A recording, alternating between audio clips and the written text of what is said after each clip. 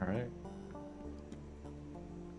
Make sure that I have everything set up correctly. Hopefully.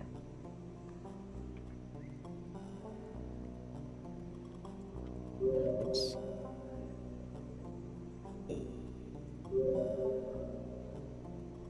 Don't look at that. Alright. Load. I need to test something. Actually, I should probably get rid of the splits because I don't need those right now. I don't even have splits on anyway. Forgot.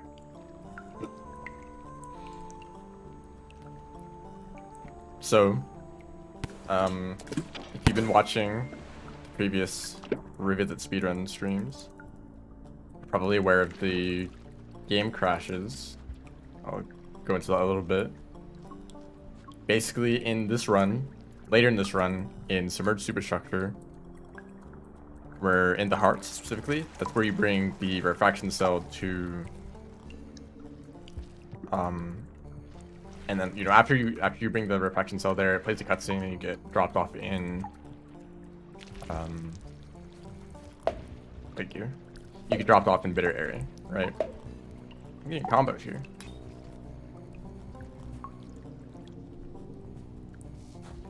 And so that cutscene that plays after we deliver the cell, it's quite long. So to skip it, we just exit out of the game and go back in. And what happens is that we're just placed in a bitter area without any time passing at all. So it basically skips the whole cutscene. The problem that I have with that is that on my first attempt of the day, when I get to the cell and I exit out of the game, when I try to load back in, it just gets stuck on the loading screen forever. And I just call that a crash, to simplify it. And that's a problem because if I restart the game and load back in, then I lose an extra karma level, which you need 5 karma to enter, to go back to Moon. Right, so I need to spend time getting food and sheltering to get the karma up, and it just loses a bunch of time for no reason. I'm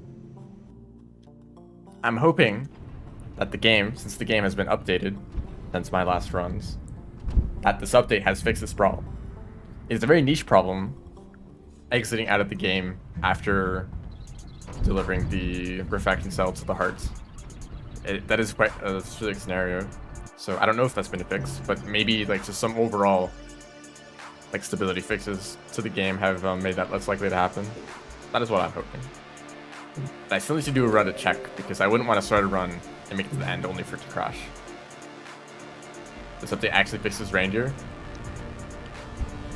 Was it last stream? I feel like in a very recent stream I struggled with Ranger quite a lot. And I think that was after the patch. So I don't know about that. Oh wow. That's a lot of you. Let me know if the audio is all good. Nothing good fix reindeer.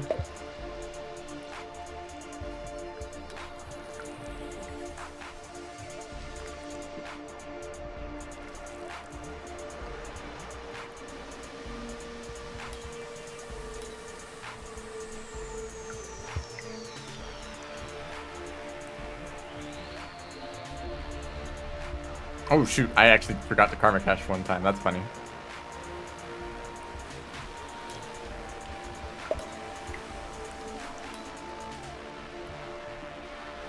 I don't know why I did that. I guess...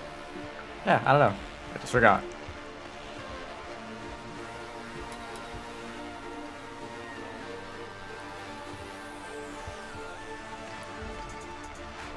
What are these guys even doing here? They're just kind of standing around. They're only here to mess with you.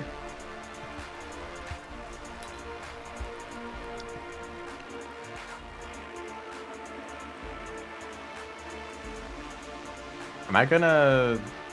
yeah, well, okay, that kind of messes with everything. Whatever. I'll just get through later. This is a super scuffed run anyway. The only goal is to make it to the hearts. That is the only goal in this run. I know that's also the goal for all the speedruns, but you know, you also want to like avoid dying and trying to go fast. So, not the only thing. I'll have to eat more food though.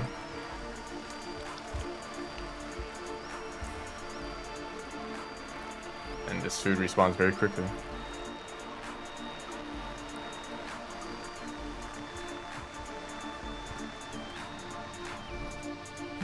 Whoa. Careful there, man.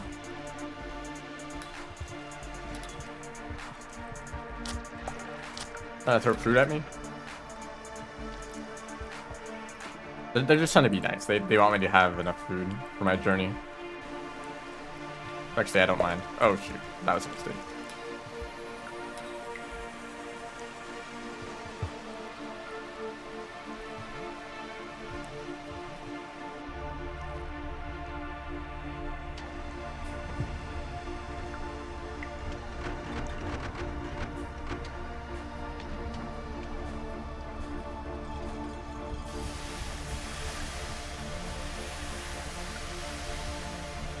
Remember to actually eat this. I should also say that this stream is going to be shorter than usual. I'll elaborate more on that later though.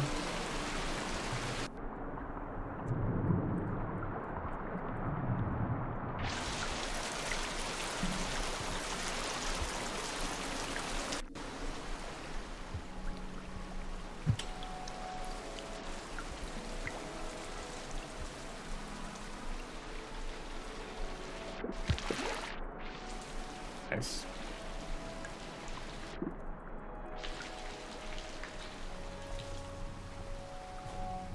Oh, thank you, Spider. Also, I want to talk about this a little bit. I was watching my previous run. I was watching that back. And it's like kind of bad. It's like, whoops. Let me just retry that. It's like, well, obviously it's a great run. It got world record by like 20 seconds or 40, depending on how you look at it. But there's still so many mistakes.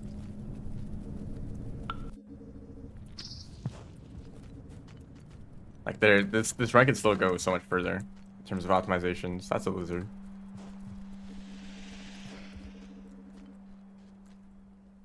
Like I think this room was really bad, like just like how I did it now in that run. So yeah, these streams aren't over. There's like so much more it can be improved.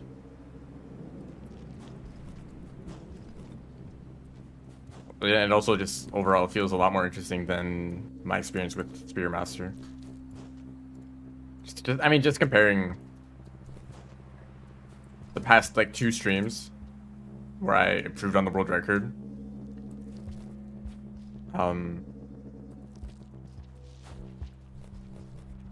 That compared to Spearmaster, where in like 30 streams, has it been 30? I don't know, 20 something. In that much time, I have not even finished a single run.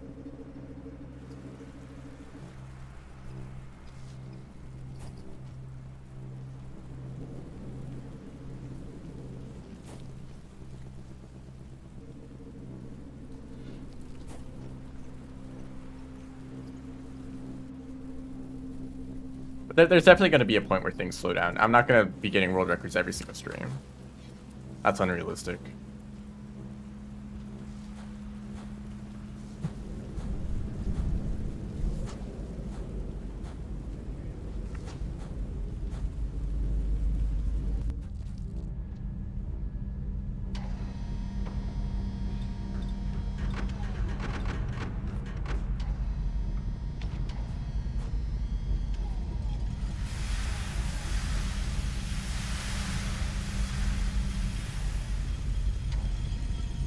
But it's nice that it feels like I'm actually making progress.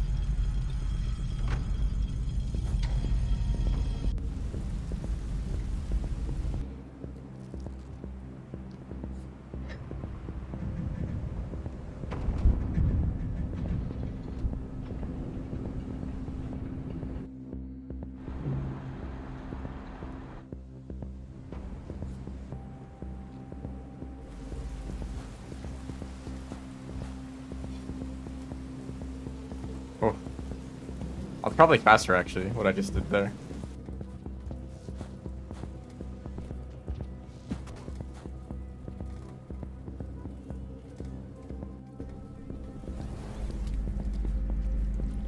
There were actually 2 grapple worms there. Don't be fooled.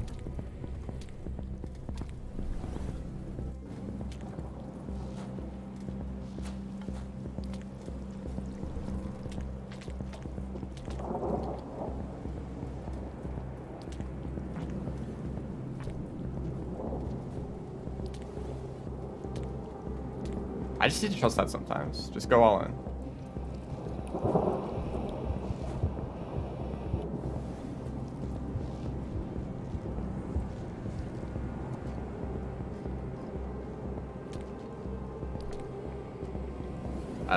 That movement is still a little bit not great.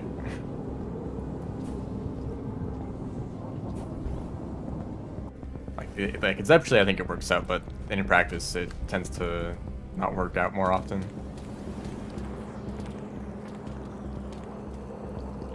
Yeah, I'm pretty sure I could just like pretend that yellow is not there most of the time.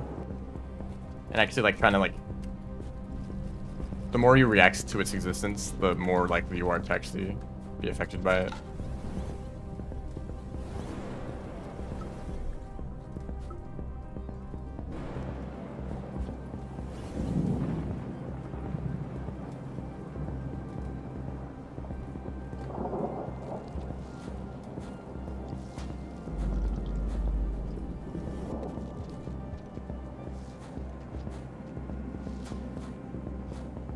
Pushed hands like 20 times there.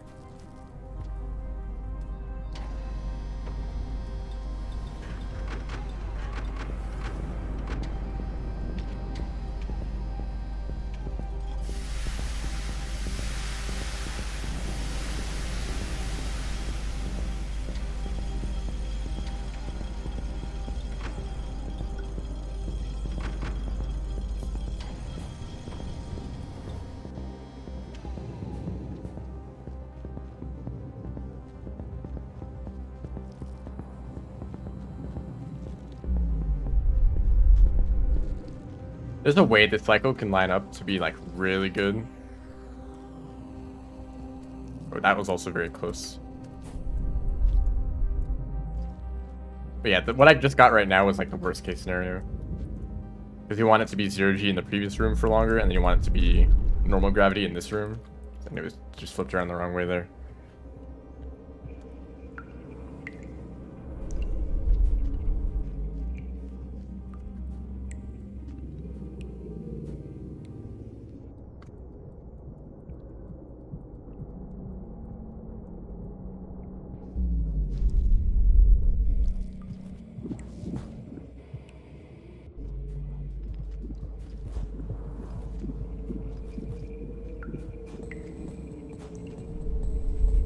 This was a worm. This was a room really worth practicing.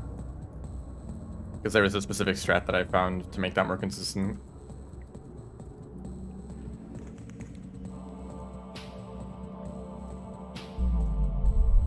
It was the kind of thing where I was just kind of guessing before and it often didn't work out.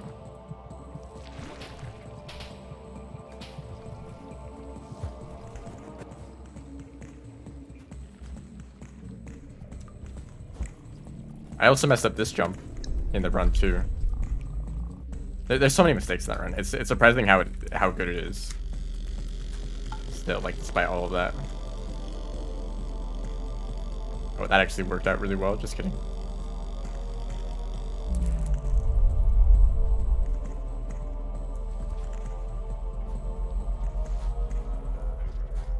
It's fine. I might have some time to eat the neuron right here. Oh, wait, that didn't line up.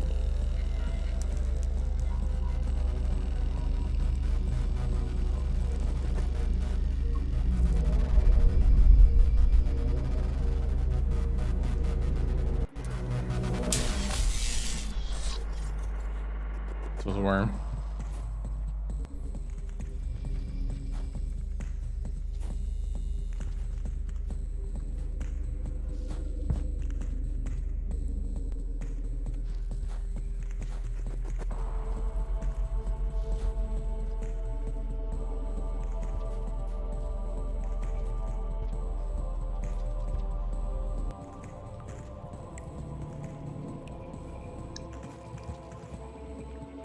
There's a recent Summoning Salt video about blindfolded Super Mario 64 speedruns that I watched recently. And it kind of makes me think about how feasible blindfolded Rainworld runs would be. I believe there is one playthrough of the entire game blindfolded, although I haven't watched it.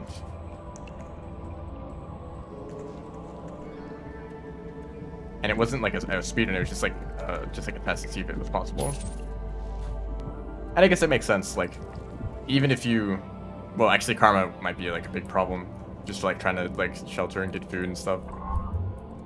I don't really know how you'd go about that, but if karma wasn't the problem, you could just like learn the route for some rooms and then just repeat that route until you get lucky, and no creatures like bother you.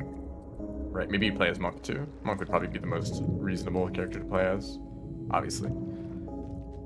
Like, even if there are creatures, they might just not bother you. And maybe you'd want to come up with routes that maybe aren't necessarily the fastest routes, but the routes that creatures have the most difficulty getting to.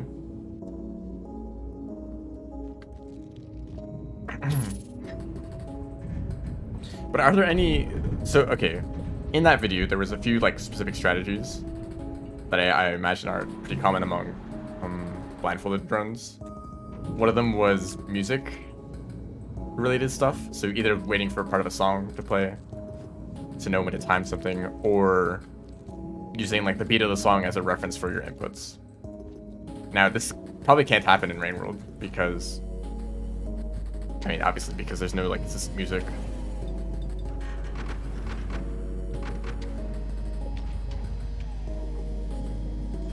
So pretty much all of those strategies are kind of like out the window.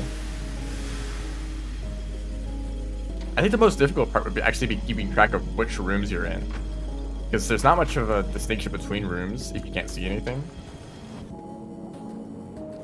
How would you know? Like, maybe you could hear when you're going through a pipe, right? I guess you could listen for if the ambience changes, because sometimes when entering a room, the ambient sounds completely change. So maybe, because that doesn't change when you're moving between pipes in the same room, but it does change when you're going through different rooms.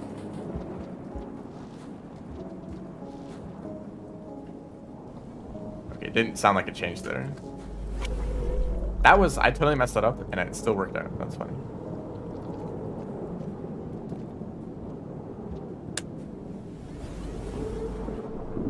Actually, I'm listening to the ambient sounds now and it doesn't really sound like they're changing at all.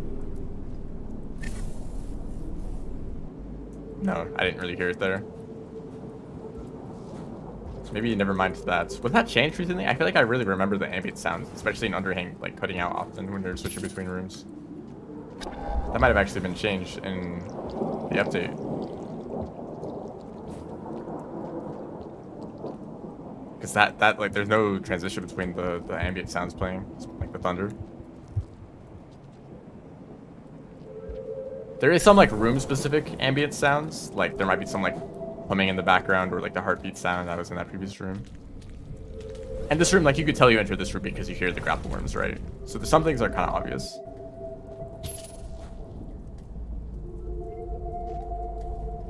I don't know if you'd be able to tell consistently though, like just going between average rooms. Okay, so this transition right here, this is obvious.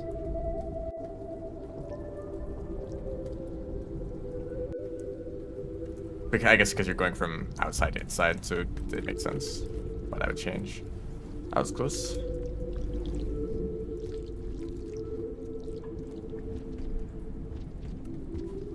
I think I might prefer that.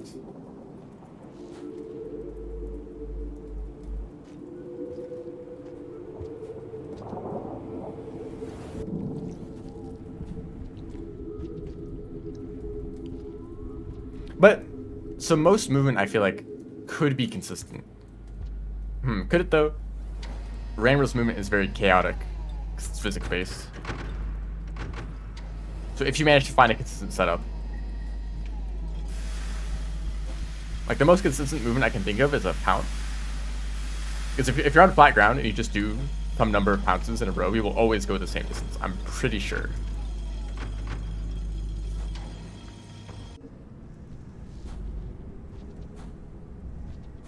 Like everything else, like if you're even like a frame off of your movement, your physics is going to be completely different for the rest of the room. I forgot again. I don't even have depth tools on. No, I'm just going to go back. This is movement that I tend to forget for some reason.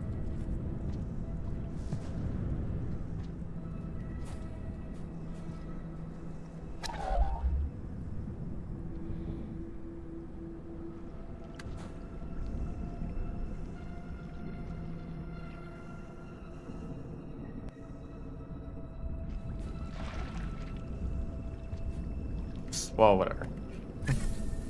I'll pay more attention when I'm actually doing attempts.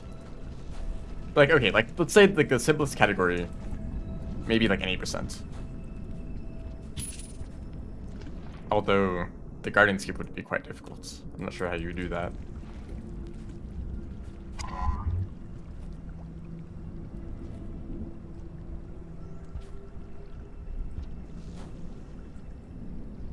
Boing.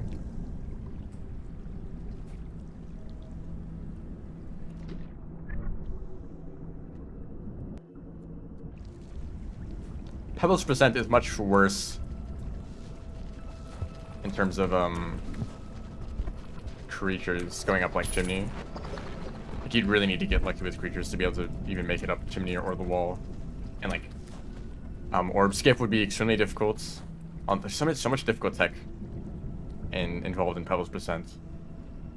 Blindfolded Spear Master Story percent. That might genuinely be like impossible. Like no human will ever do that.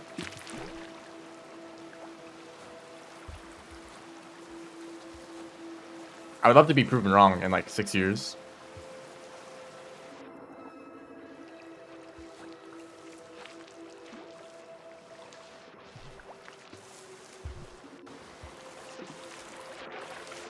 Actually, I wouldn't. I hope no one has to suffer through that.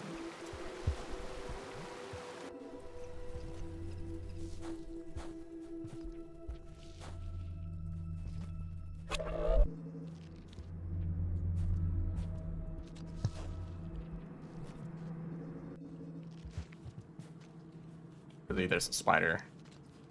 You're messing up with my cycles, dude. Actually, it doesn't really matter. It's gonna turn off right now.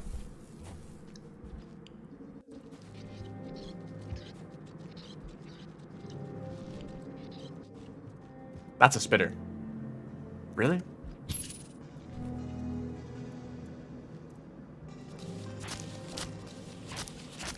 I can't go down. Gabby, help me. What? Oh, he didn't even help at all. That's very rare to see a spitter spider in this location. Scavenger, they're one spear.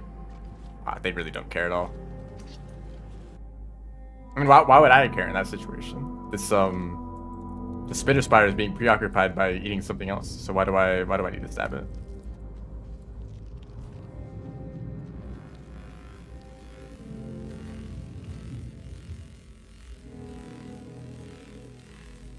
It is a little bit ridiculous that we go from here all the way to the very end of the game. I probably should, for the upcoming event, I probably should add in a few extra safety shelters.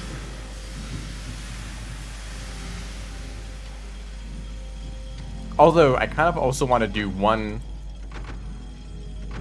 like attempt. To see if I can, in one attempt, see how I can do. And maybe get actually like a respectable time on that first attempt. And then if I die at all, I'll just go for safety strats.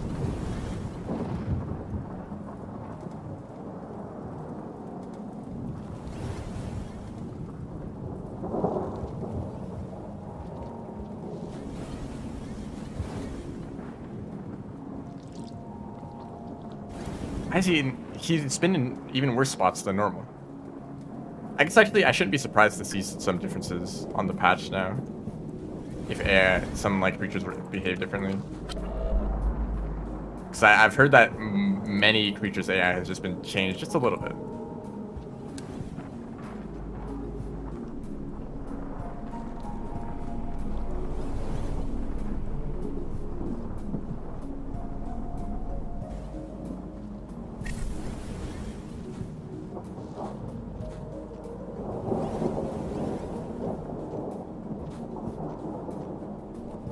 Like whether a creature decides to go left or right in this room, you know, that might be changed. Okay, that wasn't particularly efficient.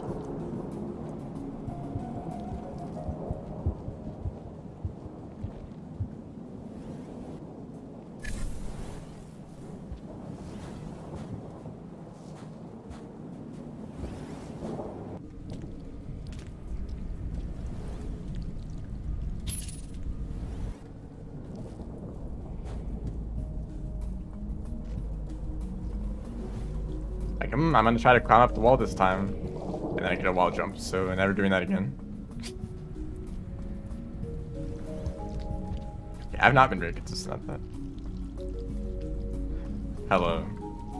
Welcome to the stream. Several people at the same time, hello.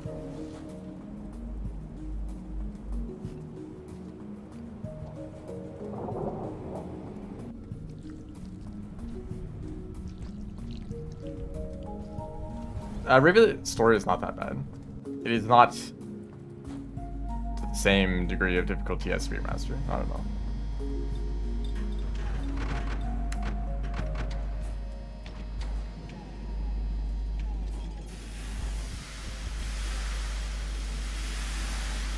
Nothing functional except for science.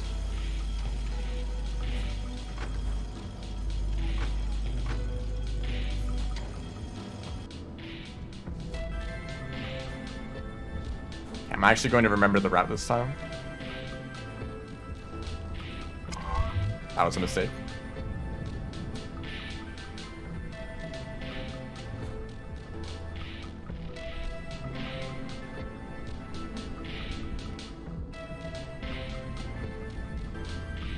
This is one of my favorite slide passes in the whole run. Like, the cell is just about to run out, but you're still able to get one good pounce in.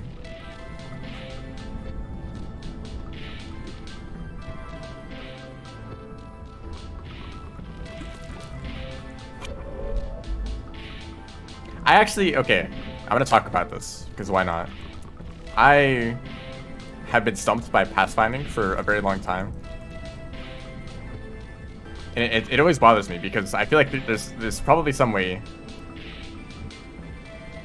There's definitely some way you could just go online and search up some pathfinding algorithm and just get an answer, right? I just got destroyed. Just go find some code, copy paste it. Like, people have made pathfinding algorithms like hundreds of thousands of times. Maybe that's too many. Like 1,000 times. It's super common, is what I'm trying to say. And I was like, maybe I'll try to make it myself. But then I was like, eventually I decided, no, this is kind of a pain. I'm just gonna copy some code. So I did that.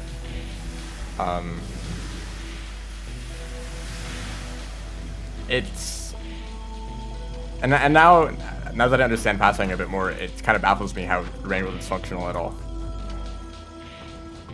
Considering the complexity of the pathfinding, because it's not just like go from this point to this point. No, it's like it depends on the creature's method of traversal. It depends on if they want to return from where they're going to. It depends on like shortcut pipes and pulls and like there's like, you know, it feels like there's so much.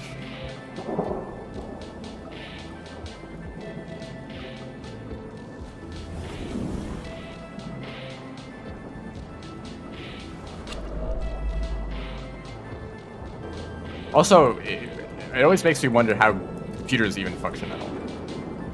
Like, how does any game ever run at faster than like 2 frames per second? That is my question, honestly. I think I always underestimate how fast computers are, actually. I just died, by the way.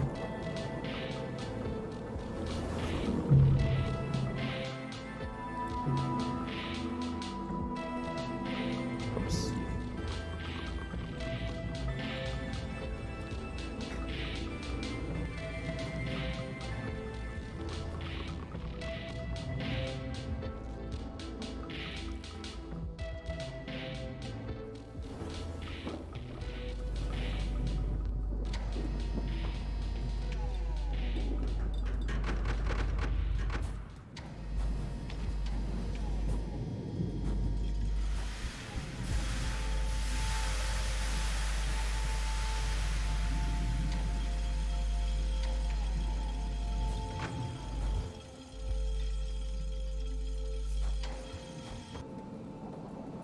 Remember, the goal of this run is not to go fast. I just need to make it to the end.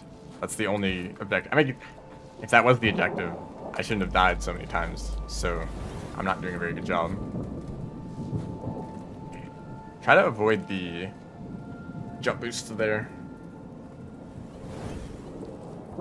There's some poles in the way, so it's a little bit awkward.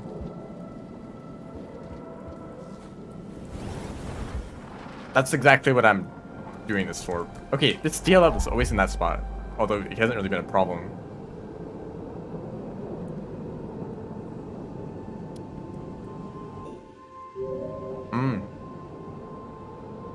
Okay.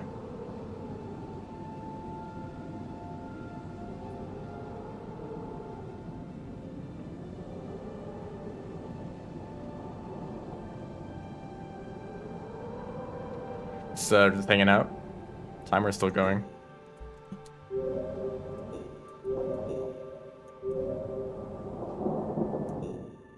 Cool.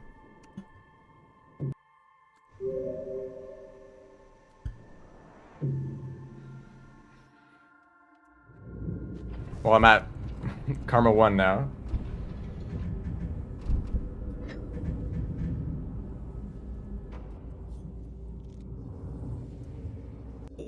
I should check the thing. I don't even have Steam open.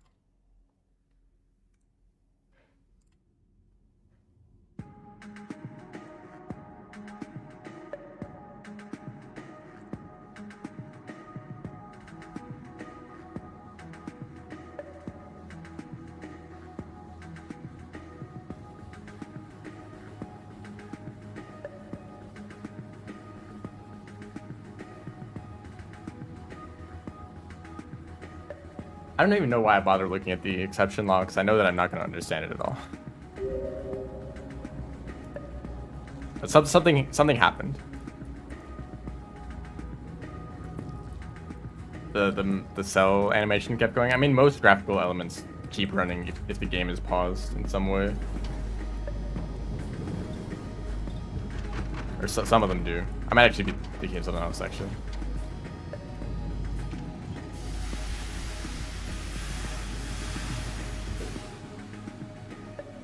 Yeah, I guess the cell is like the only thing moving right now. I feel like I remember something else where it keeps, like, the animation stays even when the game is paused.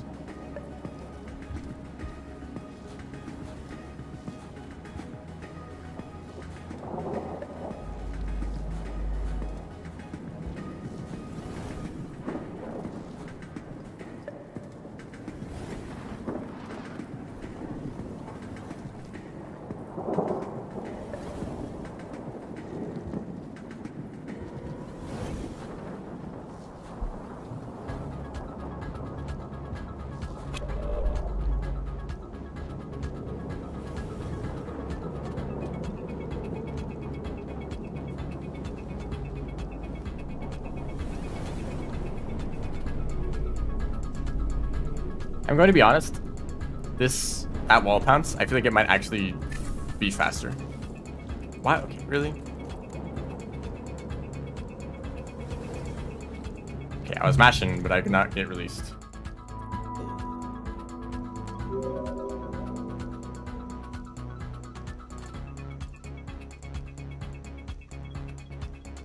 Whoa, did the chat just update? I feel like there's like 20 messages I just didn't see.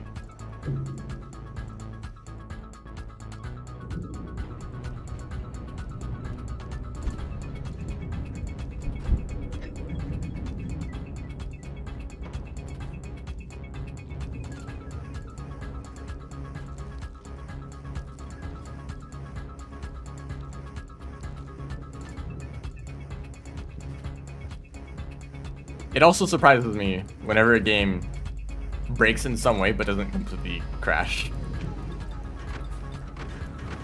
I'm very used to a tiny single little problem in the code just immediately causing the whole thing to shut down. I guess that's kind of what happened there, but like parts of the game were still working fine, right? And I was able to exit out and it's still going fine right now. I mean, maybe I should have restarted. I would like to get out of underhang though. That's my main goal right now. This fruit came back.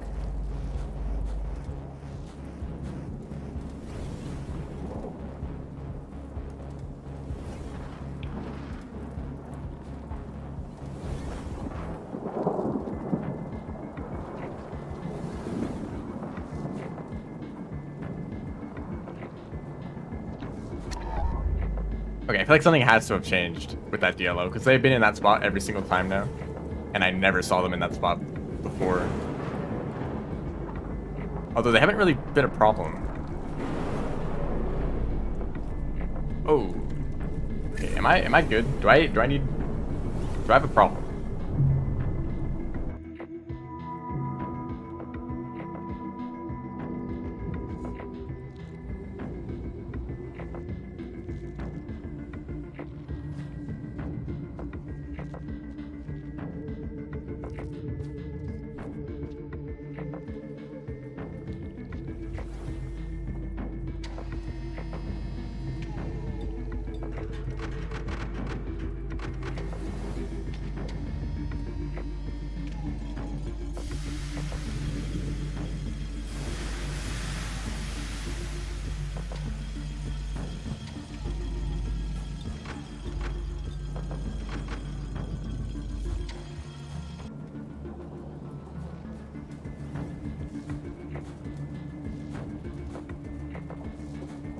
I was also kind of wondering, like, how necessary is pathfinding in most games anyway? Because let's say an enemy. Let's say there's an enemy, right? And they notice that you're there, and so they're gonna try to like pursue you, right? They're gonna try to get closer to you. And they either see you and can walk directly towards you in a straight line, or they can't see you, in which case they're going to try to get closer to you anyway. But how are they going to know where you are? Well, they don't. They don't know which direction you went after they lost line of sight, right?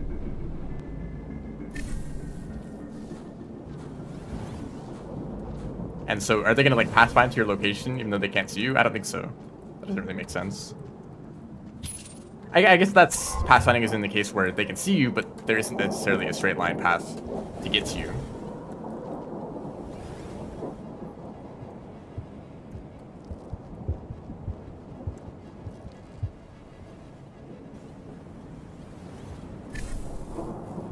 But I feel like in some games you can kind of get away with just ignoring that problem if there's no environments that they can't just traverse very easily.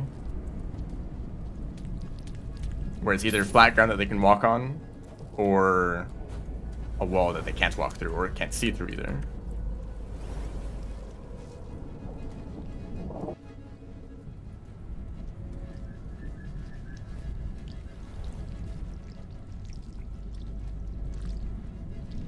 And in that case, I feel like pathfinding is completely unnecessary. Whoa. I've been interacting with way too many DLOs recently. I feel like in most cases, or in a lot of cases, you could just kind of get away with making the creatures, or the enemies, very simple. That was a little bit close.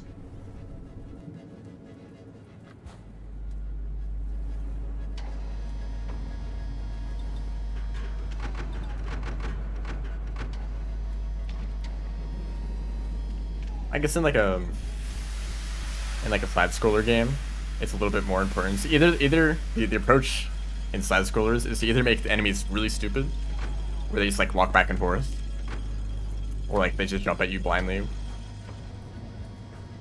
Like Terraria. Think about Terraria. The enemies don't they don't have pathfinding at all. They're very stupid. It's very easy to trap them and manipulate them. But they still totally work fine for the kind of game Terraria is, right? No one cares that the AI is like not good.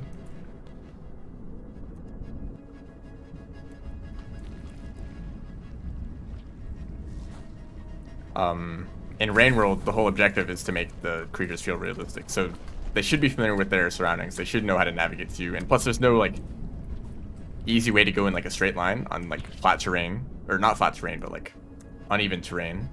Like if an enemy is like on the other side of the room, say that they're like standing here, How do they get to me? Well, they need to drop. Get the cursor on. They need to drop down here, swim along the water, and then climb up this wall, right?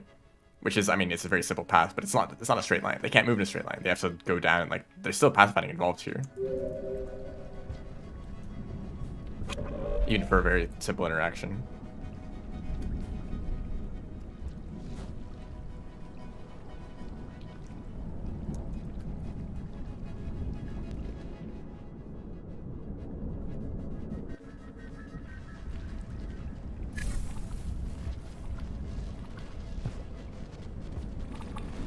Yeah, you can also like do a lot of things to just kind of fake the pathfinding.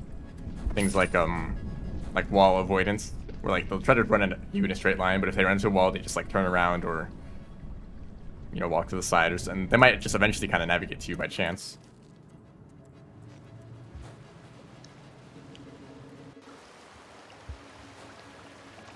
Or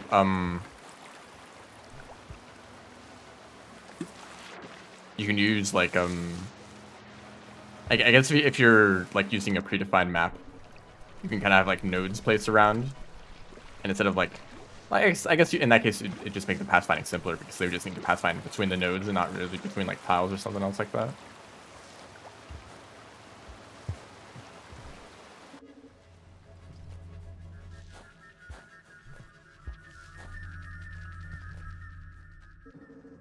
Oops, I should have activated it earlier. I thought it was in the previous room. Okay, can we not see a spitter spider this time?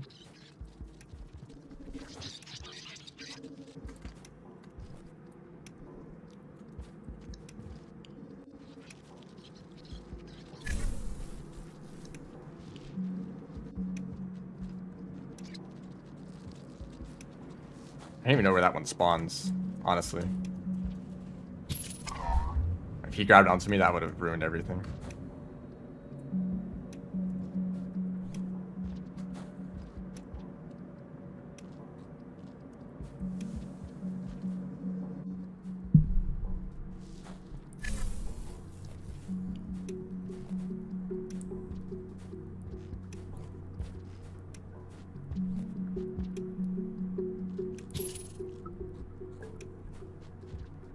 Oh, thank you. So I actually might need another food. Actually, well, yeah, I do. Okay, time to do this again. It's not the first time I've done this. Need to remember that I need a little bit of extra food if I'm gonna karma cashier.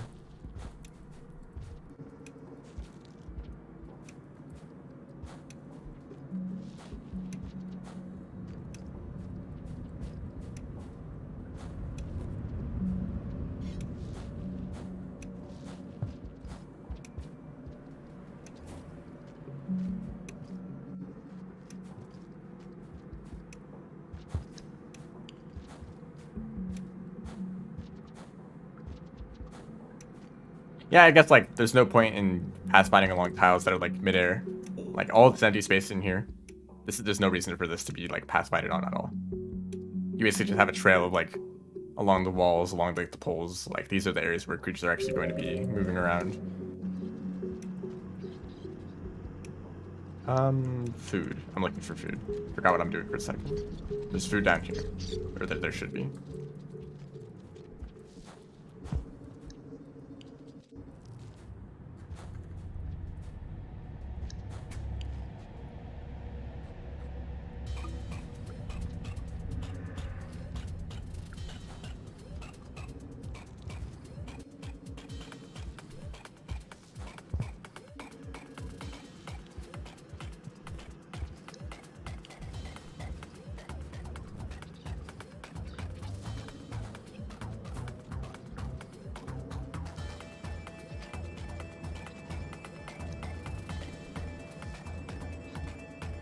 Scav alarm. Why did you say that right before I ran into a bunch of scavengers?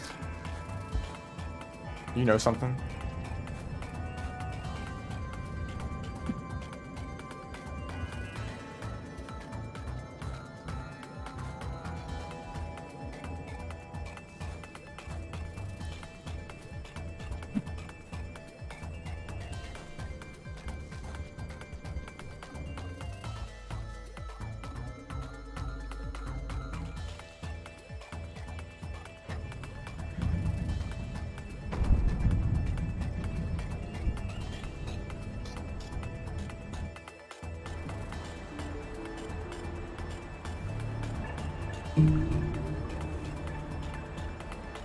Alright, I guess I'll just stay in the shelter. Good run. This is a warm-up run. I don't know what to call this. This is not a speed run.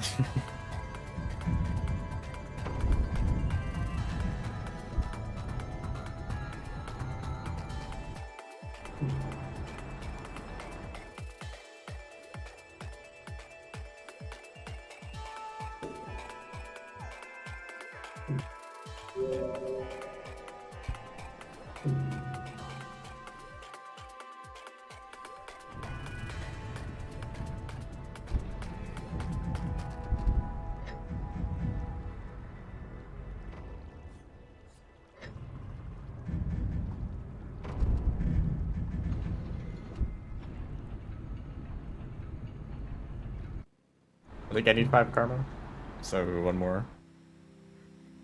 I love karma catching to max karma. It is my favorite activity.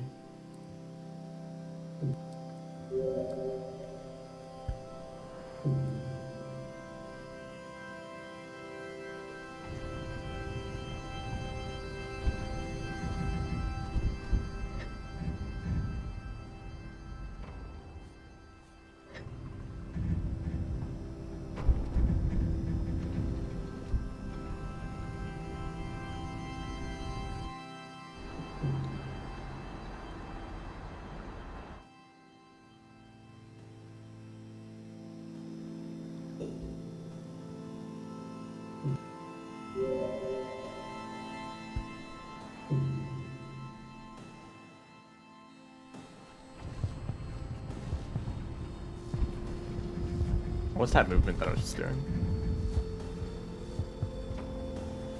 Whatever that is. Okay. Hopefully I can make it to the end from here.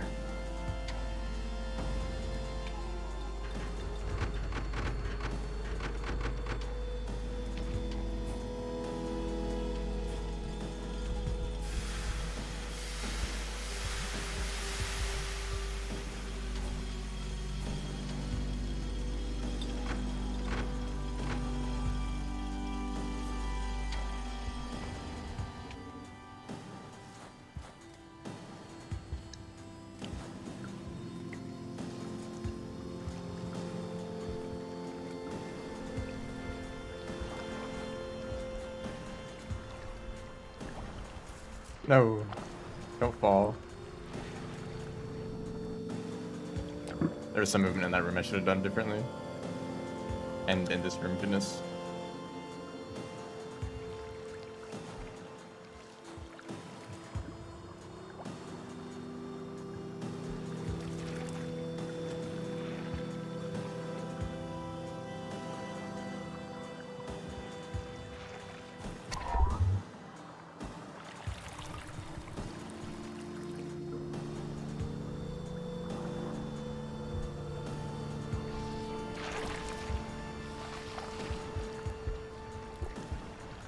Thank you.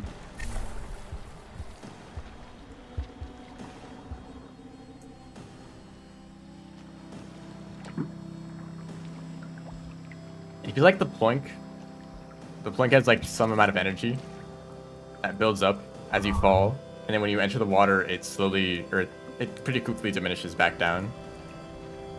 So if you do the jump a little bit later, you will still get a Ploink, but it'll just be like a lot smaller.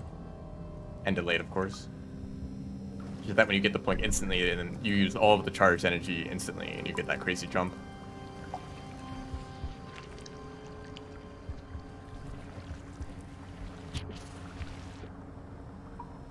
Maybe that's faster.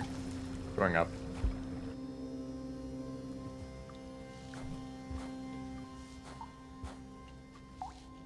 So if you accidentally pick up a different item here, don't throw it at the refraction cell. It will make it slide across the room. There's so many mistakes in my previous run. I have no idea how it's. I had to check the time like so often to make sure that it wasn't like a mistake how fast the run was. Like there's no way this run is like a sub 28 run. It has like 10 mistakes in it that I'll lose like a decent amount of time.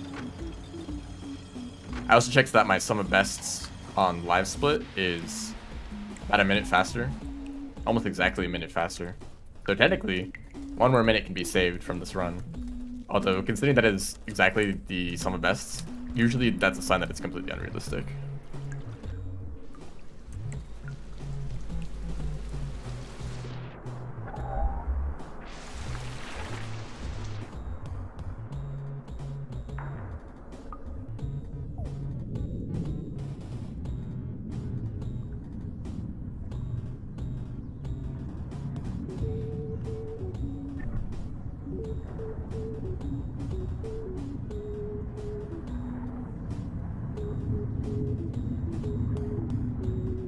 Basically, you're saying this is already a solved problem. There's no reason to try to reinvent the wheel. I don't know why I activated the cell. I got grabbed. It's all over. It's not. If I can make this jump first try, we're safe. Although I feel like this is still slower overall.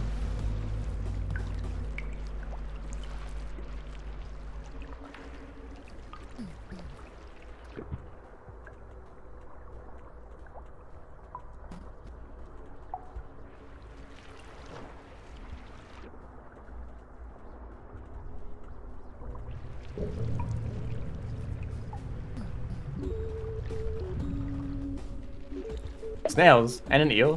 What is this? Well, now I can't go that way. Actually, this is a really good spot for the eel to be in. Just kidding. It's the worst spot possible. Why are they going backwards through the pipe? Are you good? What is your plan here?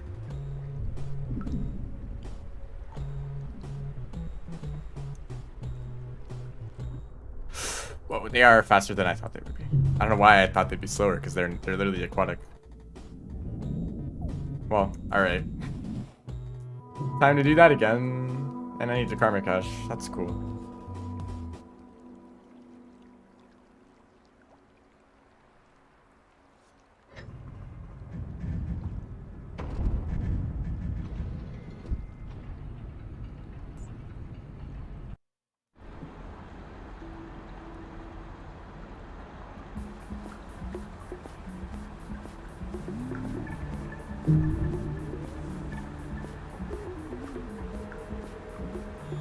I feel like every time I tried to code something, I always end up in a very specific edge case that no one else seemed to have discovered at all.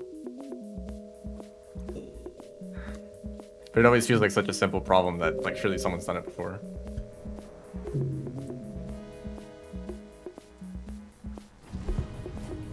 Whoa, that was cool.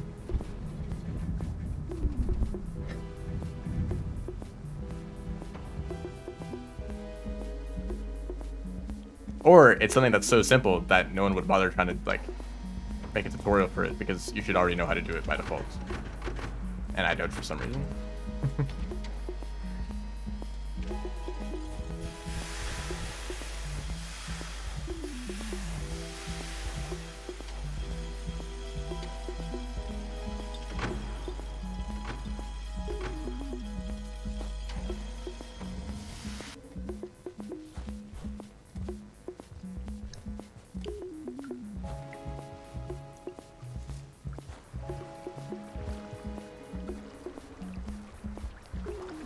Room corrected this time. Wrong way.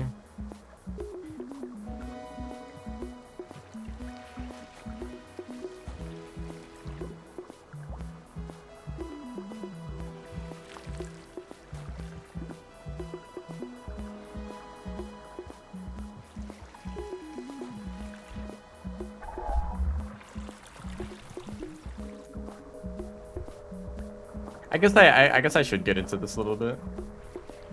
Might as well. That was weird collision. How do I say this though?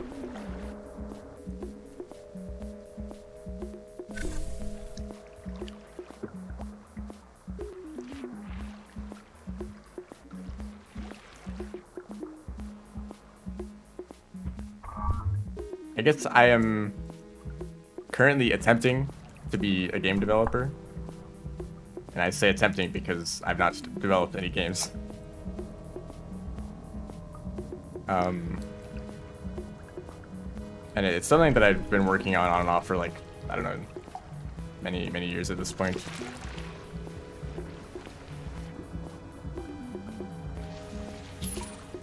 It's part of why I like talking about oh, there's a rocket I could have done the slide. Actually, I'm gonna do it. Hold up.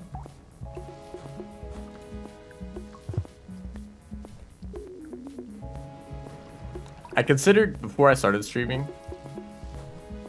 I considered doing like game dev streams, although I feel like those would be kind of like awfully boring and also kind of painful to watch if you actually have any experience.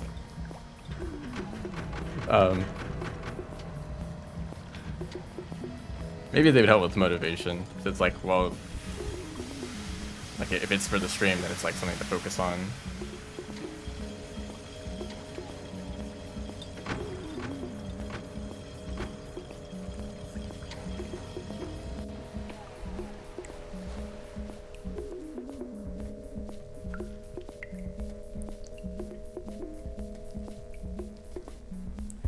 That was bad.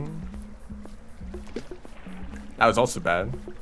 I'm just finding all the ways to make mistakes so that I don't make those same mistakes when I'm actually doing attempts. That's the reason for this, okay?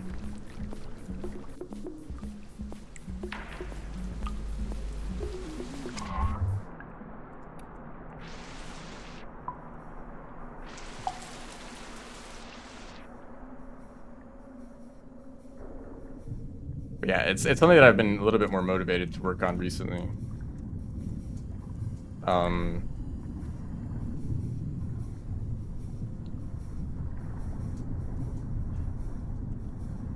It's felt very very usually experienced. Yeah. It would be a great example of what not to do, probably.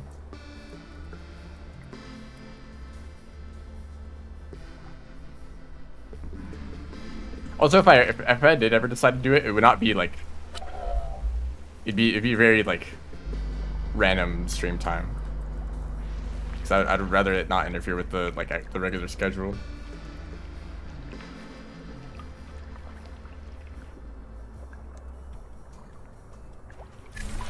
Of course, with how it is with many things, the coming up with ideas for things is the most fun and easiest part of it, and the actually doing it is 10 times harder.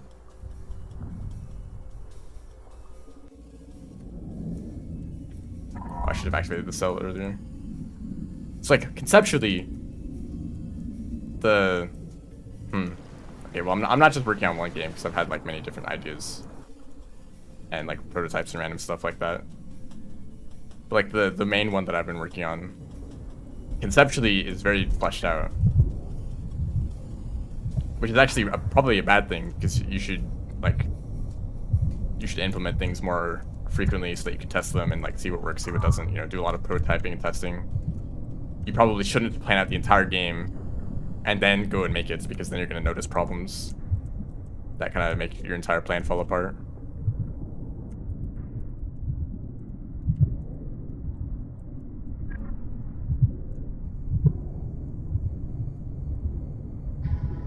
Further write things from the ground up. What is up with programmers and being insane? Like there's a specific genre of content on YouTube of game developers, but they're not using a game engine. They're actually writing everything from scratch. And then, so, hold up. Actually, you know what?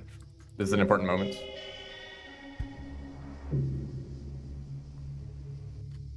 It didn't crash. Okay. I don't know if that means anything significant, but that's a good sign. I'll have to do more tests in the future. I'm not 100% confident. But yeah, there's like a specific genre of game developers who are like, yeah, we're not gonna like take the easy route.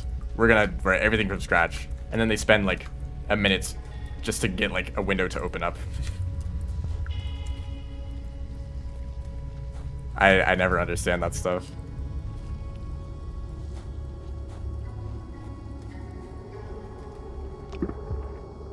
Ow. Or Rivulet.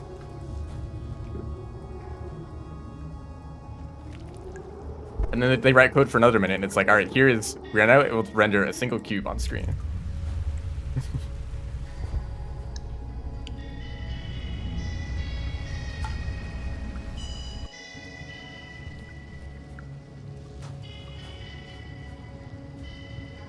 Those are the, you know, those are the kind of people that are actual programmers.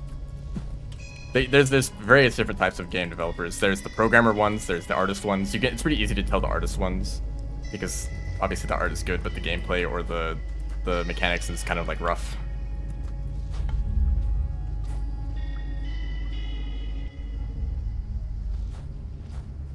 Or it's like a visual novel.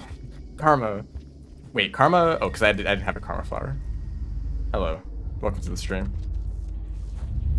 Right, when you karma cache, the karma flower goes away.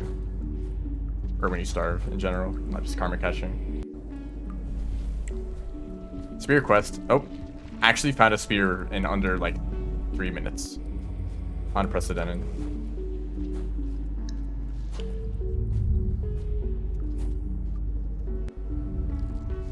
Also, there's a spear right here. So that was unnecessary.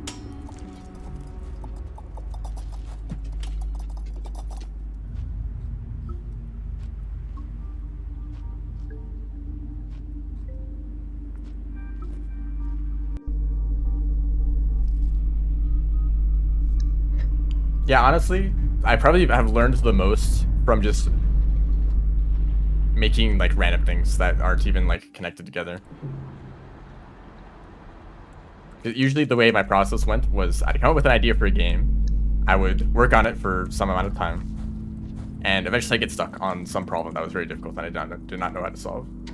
So then I'd move on to a different game, and maybe I'd solve a different set of problems this time. And after, you know, several cycles of that, I would return back to the original game and be like, oh, I know how to solve this problem now. Because I have experience with other games too. And that has kind of gone in a circle for a while. So actual like gameplay mechanics, I'm pretty familiar with. But the things that are most complicated for me at the moment are the like meta stuff.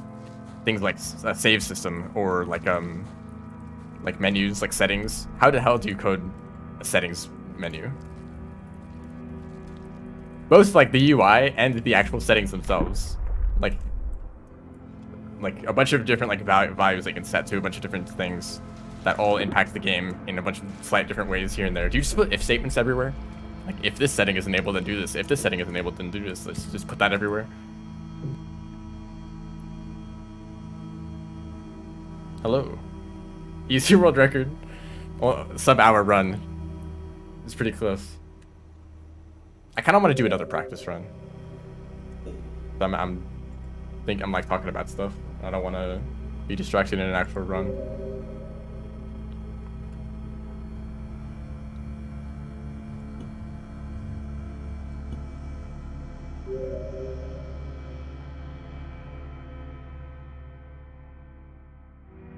So something that I've been working on recently that has been a huge pain is, what do I call it? Like an upgrade system / like stats. Because something that has always been complicated for me is how games, like any generic RPG, let's say, the player has some set of stats. I don't know, like their health, their like damage, their movement speed, whatever this set of stats is, right? And then you have like equipment. Who knows how many equipment slots you have? Maybe there's like helmets, chest plate, leggings. Maybe there's like rings. Maybe there's like, I don't know, like a shield. You can have like a bunch of equipments. Each of these different items will increase your stats. Maybe you can like level up and also increase your stats. I feel like it's just like such a big mess to like keep track of everything.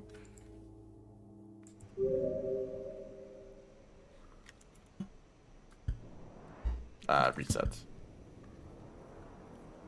So I've been attempting to figure that out, but not just any generic RPG system. Of course, it has to be more complicated than that, because the game that I'm making does not just have equipment slots and like level up stats. There's like more to it.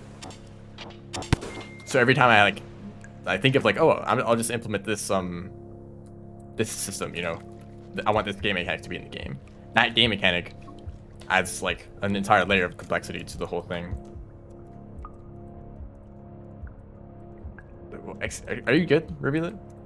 Goodness, just swim forward. So I'll find like a tutorial and it's like, here's how to make an RPG stat system, and it's like, okay, I get this, but this unfortunately doesn't work with my specific RPG stat system. So I'm gonna have to figure out an entirely unique solution just because of one thing that doesn't work out in this tutorial.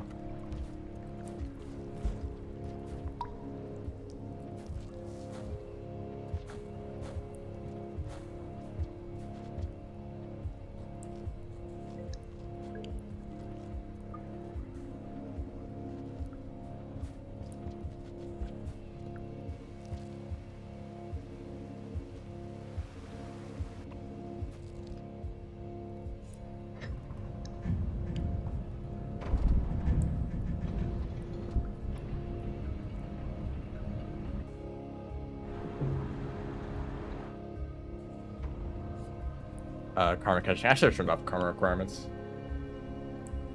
Probably wasn't planned out thoroughly.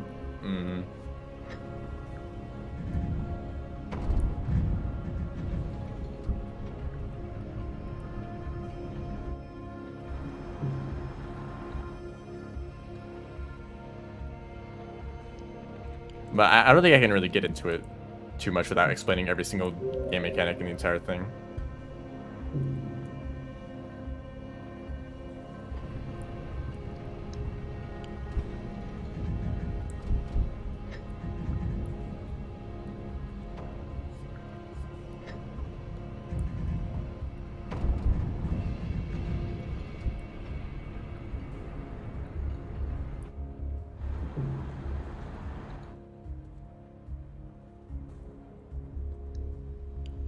Also, I kind of know that I don't think it's actually going to go anywhere, because I just don't have the skill set required to make a game by myself. Like I'm not even very good at programming, and then that's not even like half of like everything that's required to make a whole game. Like there's like the game design, which is probably what I feel most comfortable with, but also I have no idea how experienced I am. Maybe I'm actually really bad at it and I'm just like have a lot of false confidence. There's the art, there's the music, the sound design.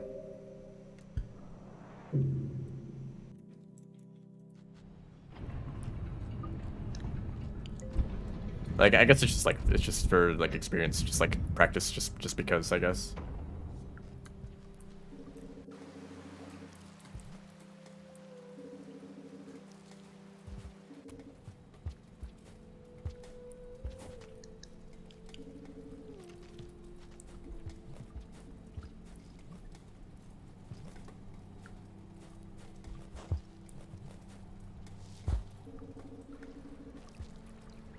And of course, I'm always like, this time I'm gonna work on a game that is simple and easy to finish.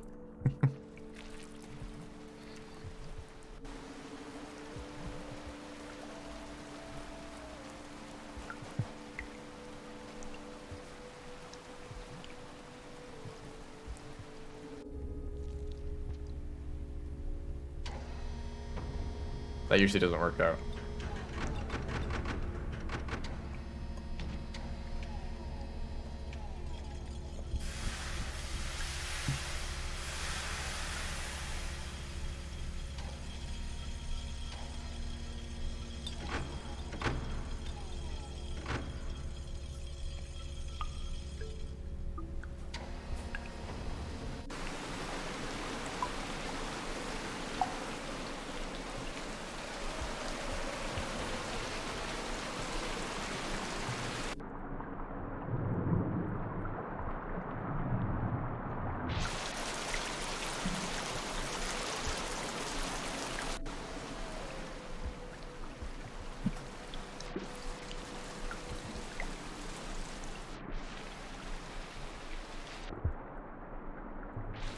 I think I've ran out of all my good luck with plinks.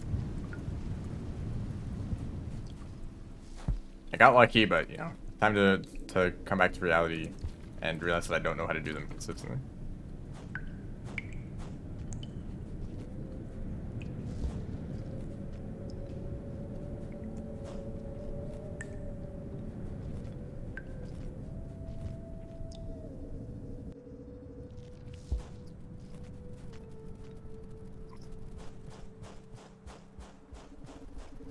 That was fine. That was a good wall pass.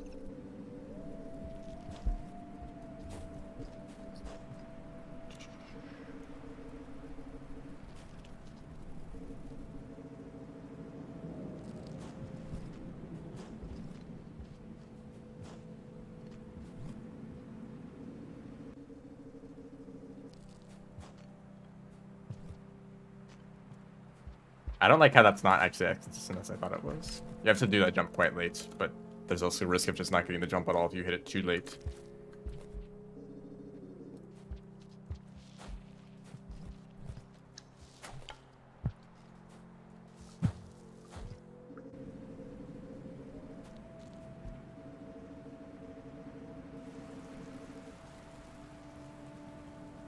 I just actually forgot what to do for a second.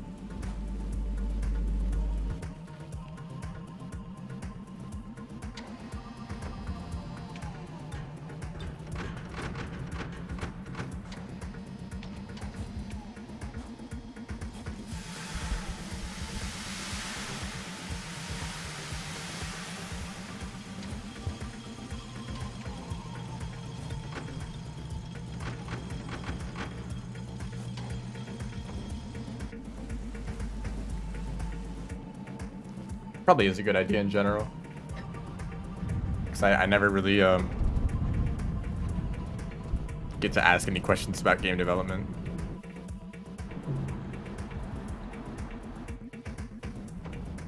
So I wish I could just go like searching around online. And that's good to a point, but then, you know, when you run into a problem that's unique to the specific game that you're working on.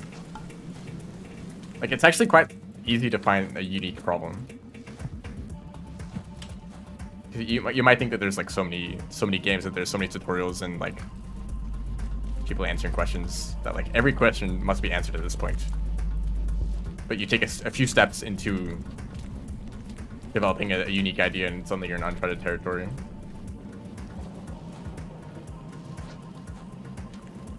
That's probably what a lot of people find interesting, though, that you're constantly like finding new problems to solve. I think I kind of wish that it was a lot easier.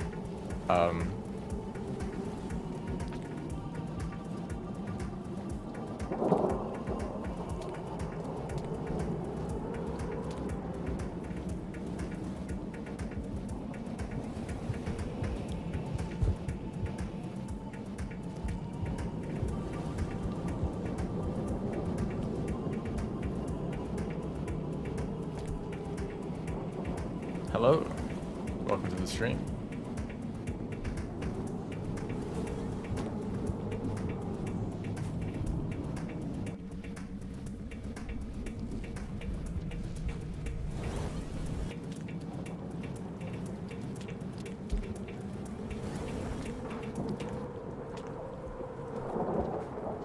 Kind of funny how bad the DLLs have been at actually catching me.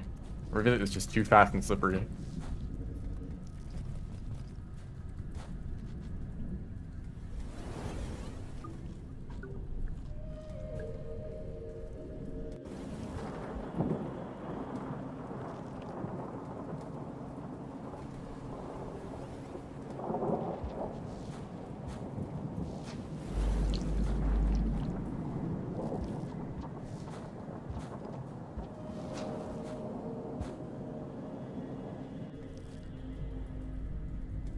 I'm not even standing far enough.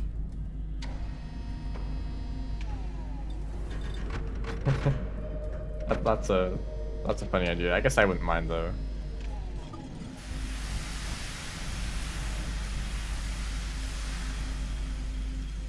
Because alternatively, it's actually like a sign of your progress to say like, hey, look at what I used to make and look how much I've improved since then.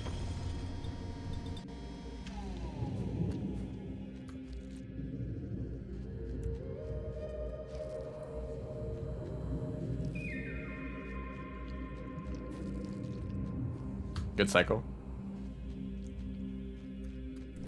The moment you make that jump, it becomes a good cycle.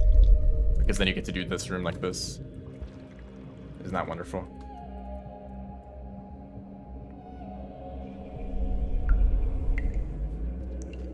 Oops. We don't need to go into that pipe.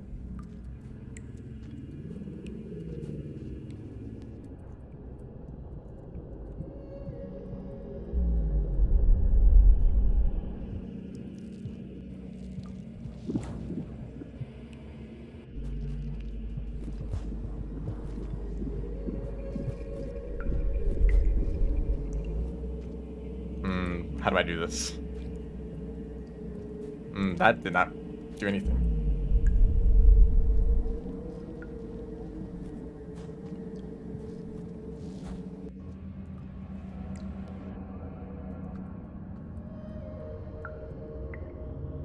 I feel like there's like several layers of programming.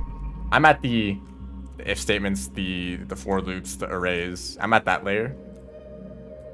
There's several layers beyond that probably where it becomes like actual programming and not like the basic stuff.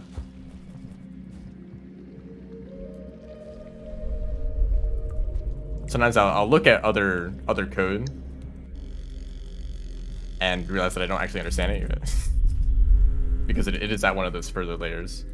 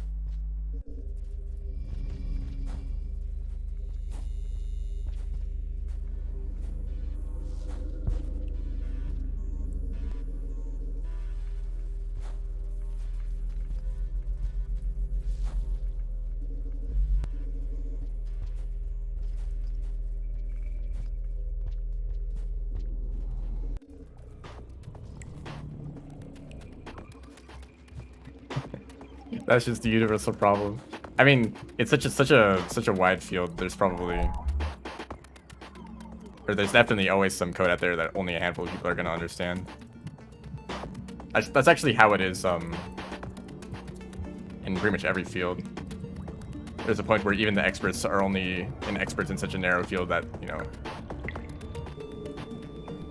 they're the only like handful of people that understands their specific field of study, but they don't understand it, like all the other specific field of study either.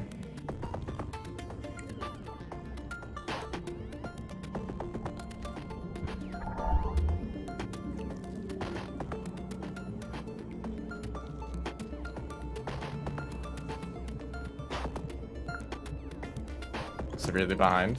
Well, that can happen on YouTube. Like you can go back earlier into the stream and just watch from back then, so you might have been stuck at some point.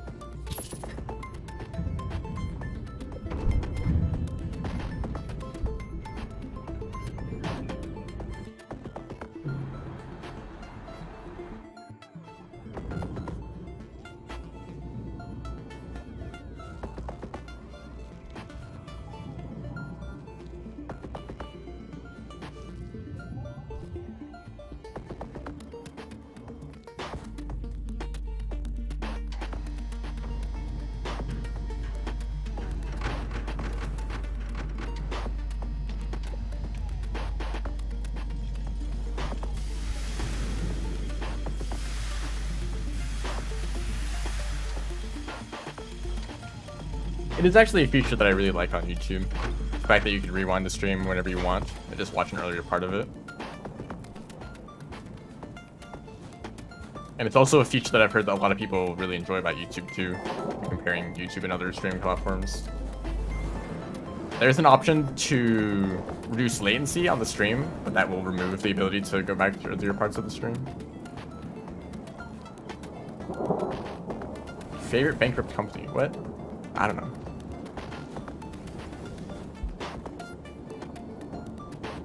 See, this guy's always here.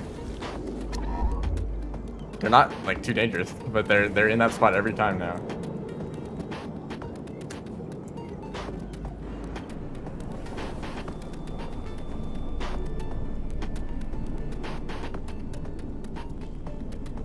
Refraction cell physics is very funny.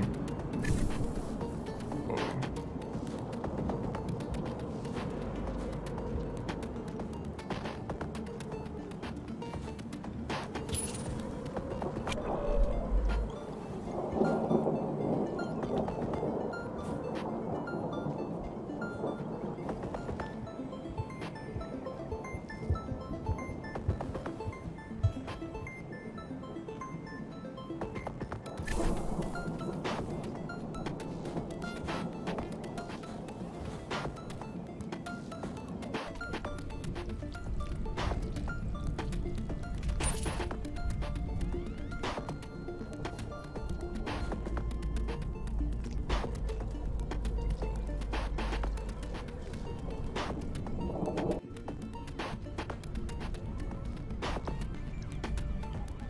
I think that's the way I used to do that. That was really consistent to get into these tunnels.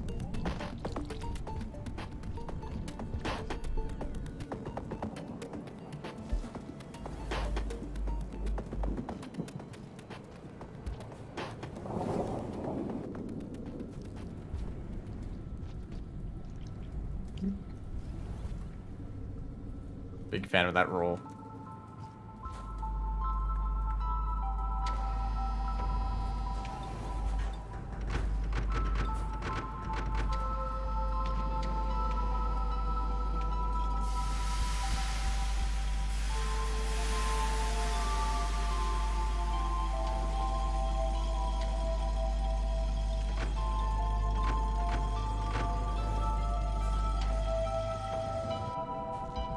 I always forget that there's something specific that you need to do in that room that I always forget to do until the last minute, the last second.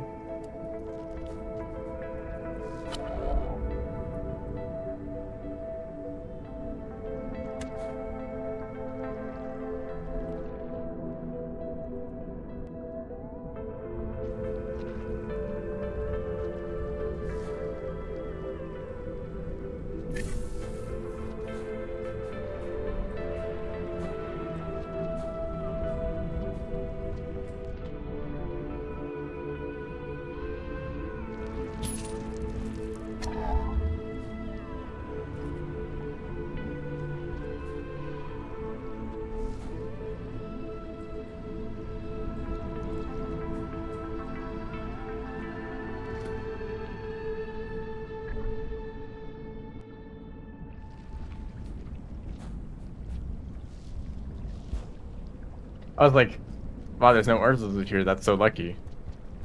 And I remember that I have creatures disabled completely. I don't know why I felt like that for this room in particular. I guess there's not many creatures in other parts of the run other than the DLLs, which I still have enabled.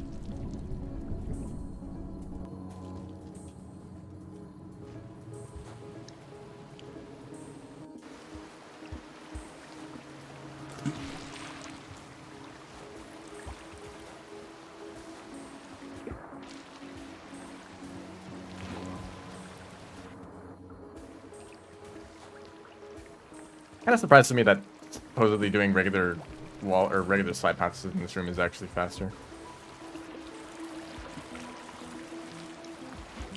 I guess it works out to be better in the end, but it never really felt like the faster strategy.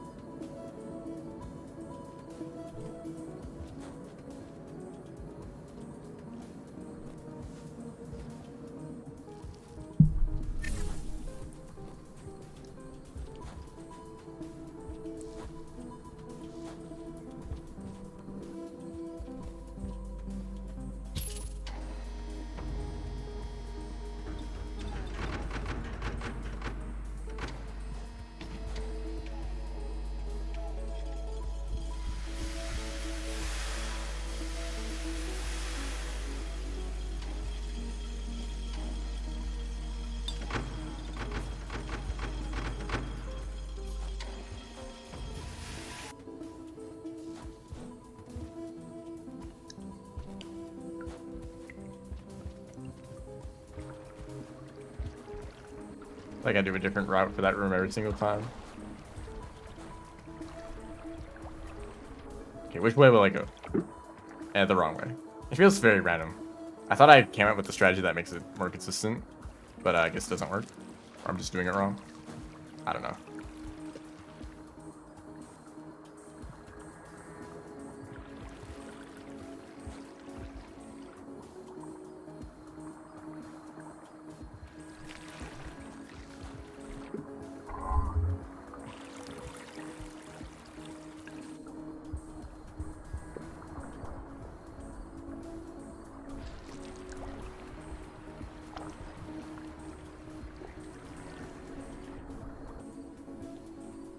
Also, I guess I should clarify this a little bit. I don't actually really have much experience with like generic RPGs, whatever that means. I guess I'm mostly referring to like roguelikes, probably.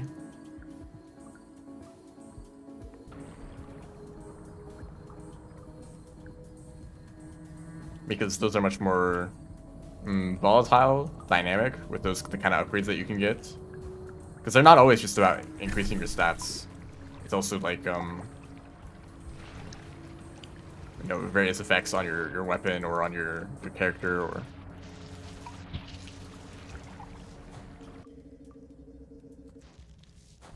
I feel like if it was just like your own stats and like equipments, then all you need to do is just like...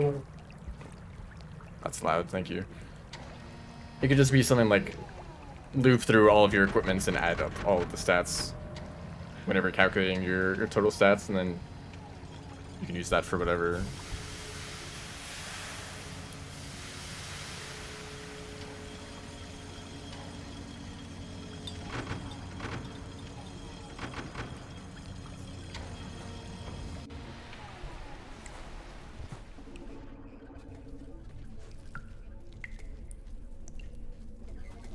It all loops back to D&D at the end of the day.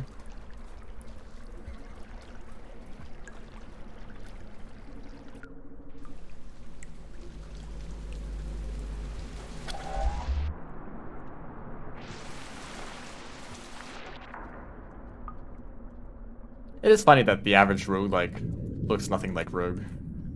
Except for traditional roguelikes, which I think is the correct term for that. Although, who knows, really. But there's roguelikes as in the mechanic where it's like... I mean, how do you even describe a roguelike? Like permadeath? Procedural generation, or like just some sort of element of randomness?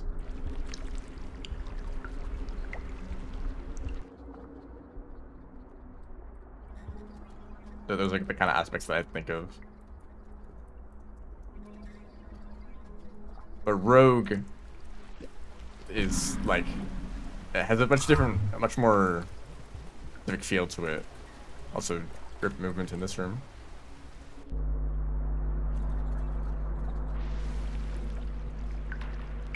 Still no clear definition. Don't even go into the difference between a roguelike and a roguelite. Although the way that I think of it is a roguelike is a game where every time you die, every time you reset a run, you're starting from scratch. And a roguelite is whenever there's some sort of permanent upgrade system such that you get stronger between runs. That's just what I think of.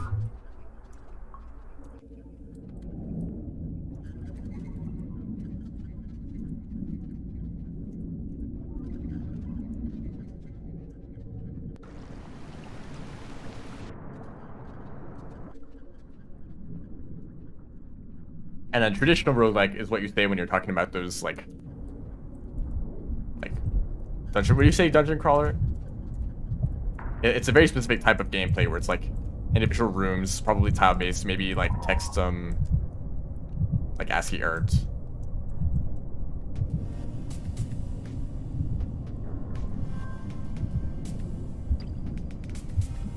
Like I guess that's both the like generic roguelike mechanics, like the resetting, like the permadeath resetting runs. Although I don't actually know much about Rogue, so I assume those mechanics are in the game if that inspired the whole like genre. But there's things now that are like Spelunky is a roguelike, but it's also a platformer, right? There's like roguelike deck builders, roguelike platformers, turn-based strategy. There's like, you know, a bunch of different like types of gameplay alongside the roguelike.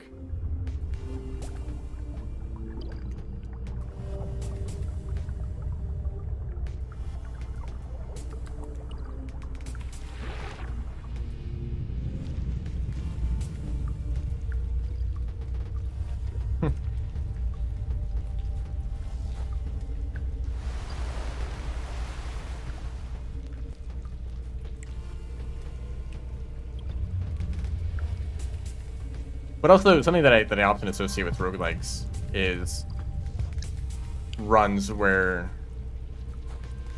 by the end of it you are like ridiculously overpowered because you have like 20 different or like 50 different items that all synergize with each other in like crazy ways. Like that is like also a pretty common part of roguelikes. Although it depends on the game. Some of them are much more like modest with their mechanics.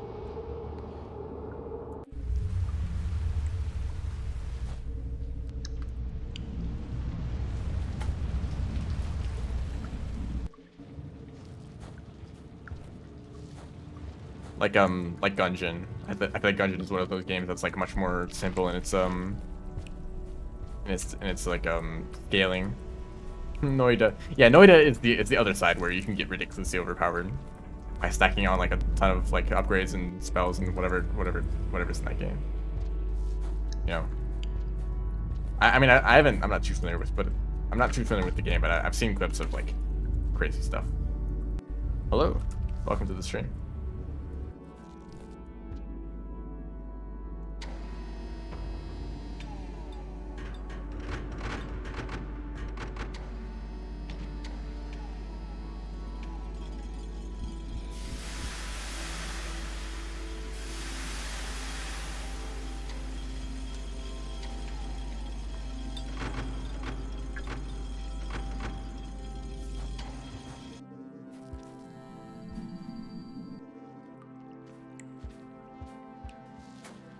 That was really bad.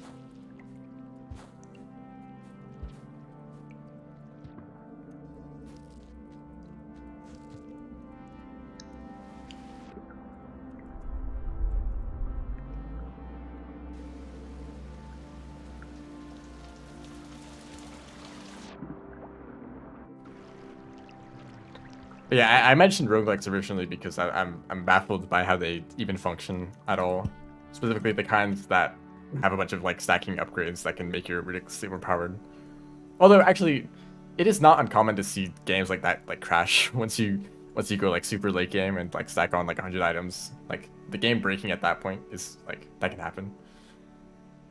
But the fact that there's like 100 or more items in the game, you can pick them up in any order. Sometimes the order in which you pick them up matters, and most of them will like synergize with each other. Either the ones that just improve your stats or the ones that that give you like special effects on your like weapons and whatever.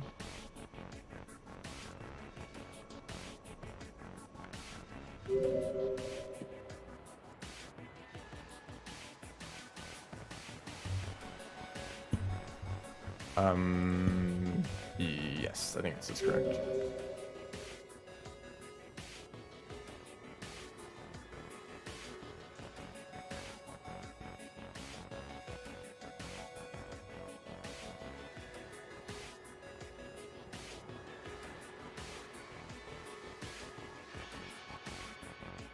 Also, I might only have time for like one run.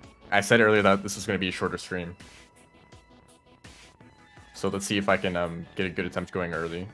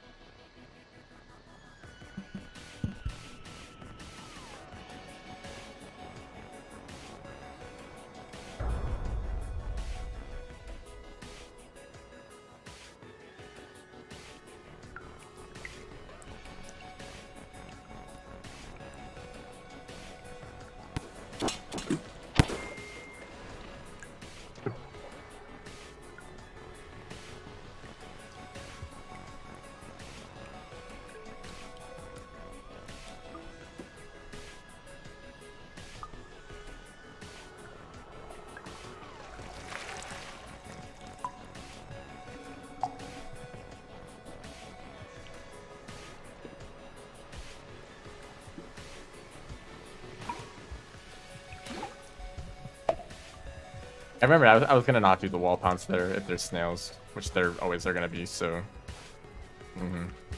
Seem to remember to do that. Oh, scavengers.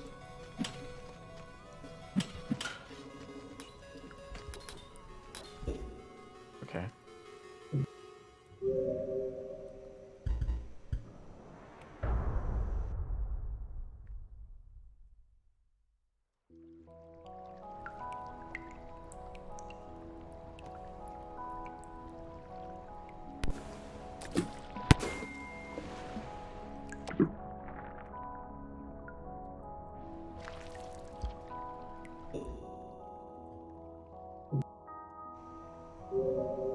I don't think rocks have a hitbox unless they're thrown. Just because the rock is given some amount of speed doesn't mean that it can collide with things.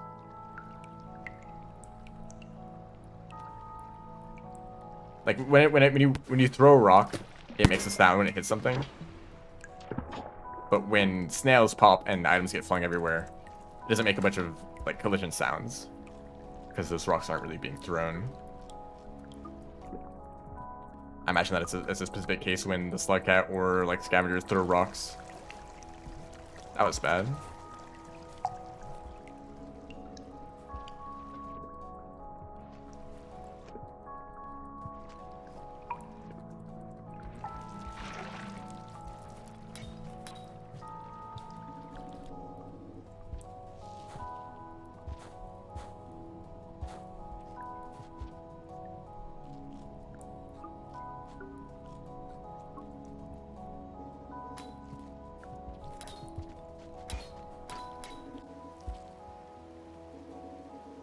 Still don't need to be worse than they already are. They're not too bad. I mean, they're kind of annoying in this case, but most of the time I don't think they're too big of a problem.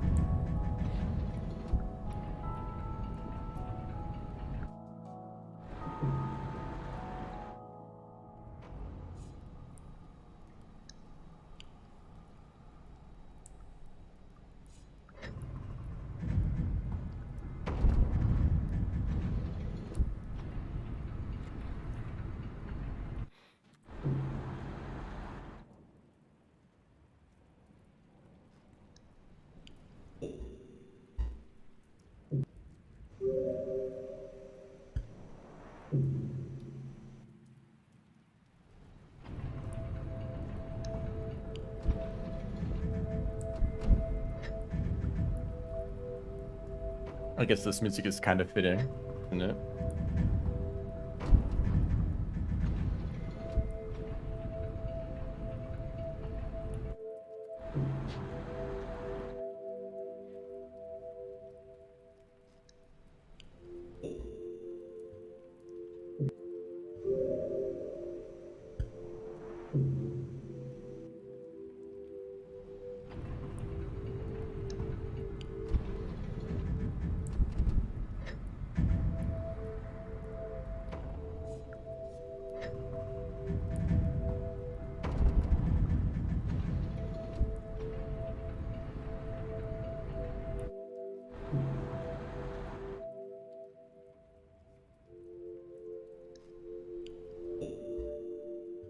Grenade snails. You take a snail, you stab it with a bunch of spears, and then you throw it at creatures to make it pop. And then the spears get flying everywhere, killing everything within the area. Hello, welcome to the stream. I don't know when you showed up. That message might have been here for like 10 minutes.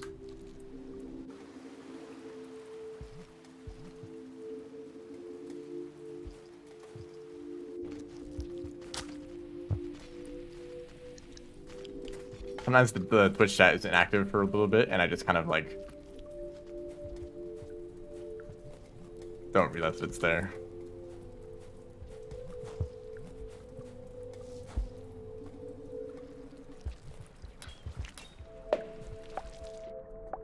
Turn storage. Whoops.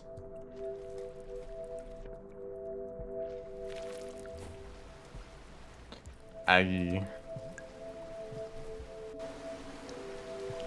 Well, dead snails can still pop. I don't know if you can get them to pop remotely. I know they can pop when you jump on them. But like throwing a snail and then making it pop, I don't know if that can happen. Hello. Welcome to the stream. This is a really bad start, by the way.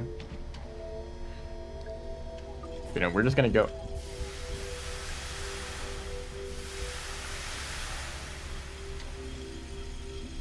When they get hit by a rock. See, that's how you do it.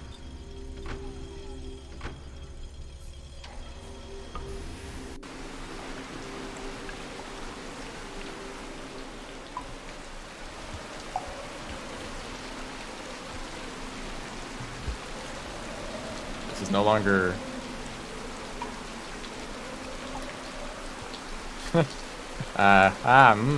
yeah.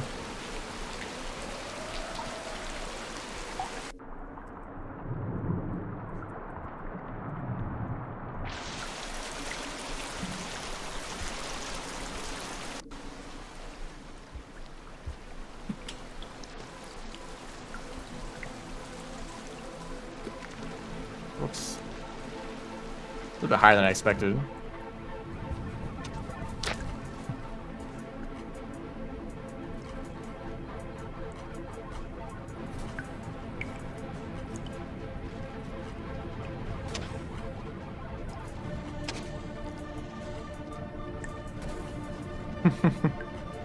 This game is very funny.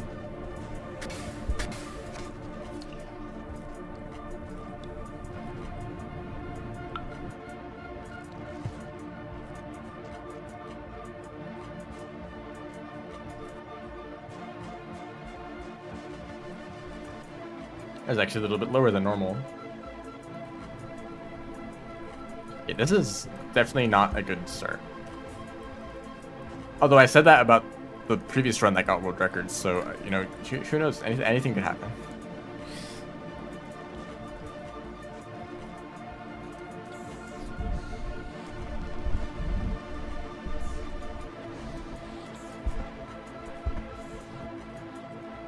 Wow, really?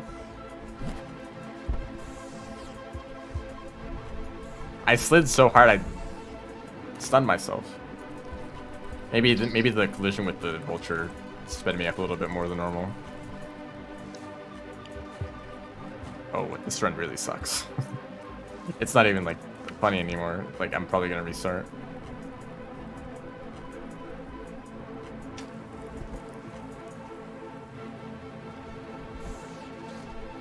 Yeah, okay. That wasn't on purpose, by the way. It just kind of happened.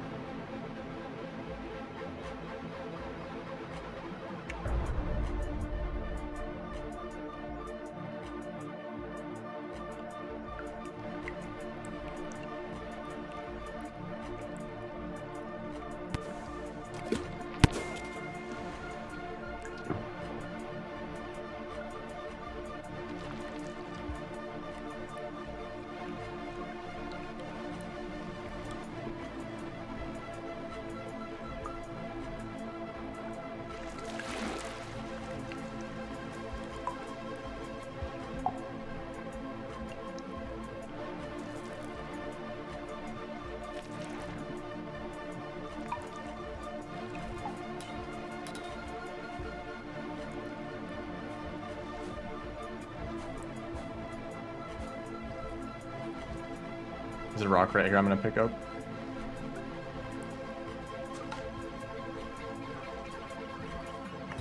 What a colorful array of snails in this room.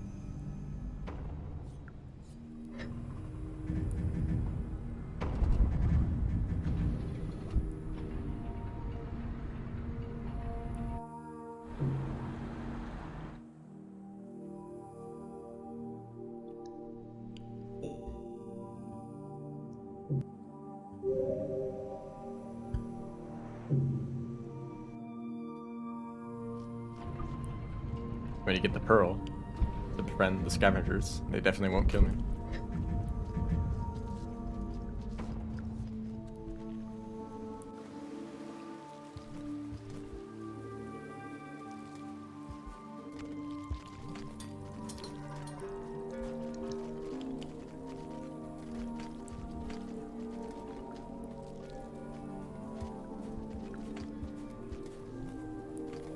Gotta love how if two creatures try to go into the same pipe at the same time, neither of them can get through.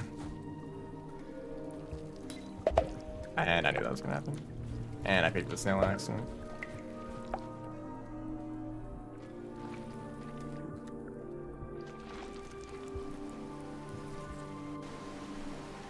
Wow, this is even slower than before.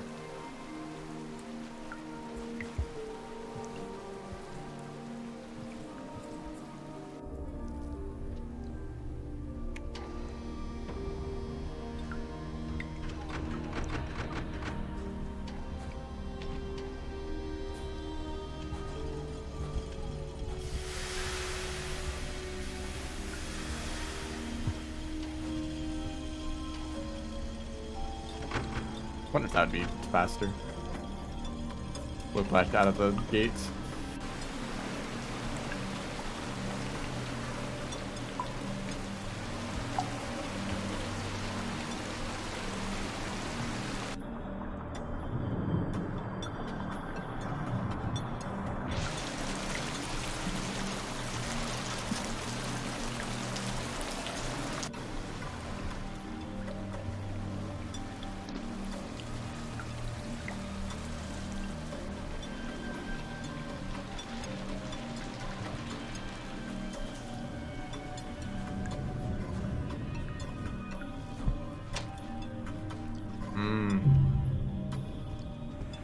It's fine, this is actually...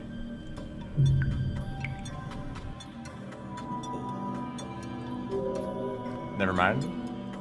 Uh-huh. Actually, like, paid Lizard to end the speedrun. They had one job there. It was not to survive.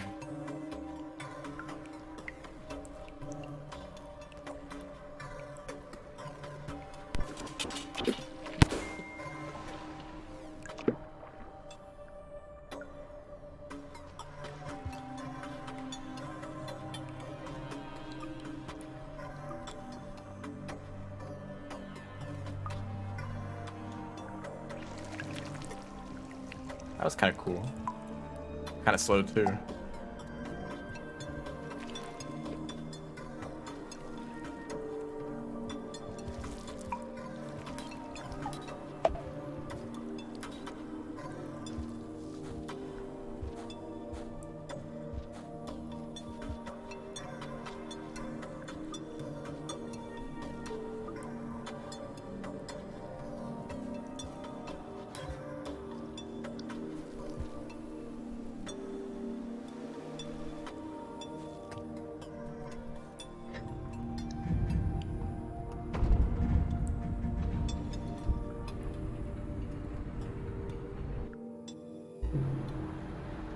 Might not do many more runs after this.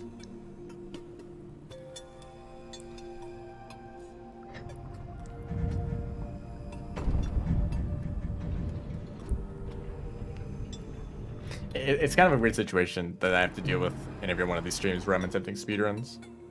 If I want to end the stream in 30 minutes, and I'm doing a speedrun that takes about 30 minutes to complete, then I should do one attempt, and if that dies, then I should end the stream, right? Because I would not have enough time to finish another run. Why am I doing this? I just lost time for no reason. That's cool. But there's technically still, like, I don't know, like 20 minutes left in the stream, say. And I could just start another run and keep going for that next 20 minutes, but, you know, if I keep dying, then eventually, you know, it will be the time where I want to end the stream. And I'll be like, all right, well, time to end the stream. But if it's what if on the very last attempt I get a really good run and I make it all the way to the end, and I just went like 30 minutes over when I was going to end, you know? But I guess in that case, is it that bad? to make the stream go on a little bit longer, just to be able to like finish a run at least. I don't know.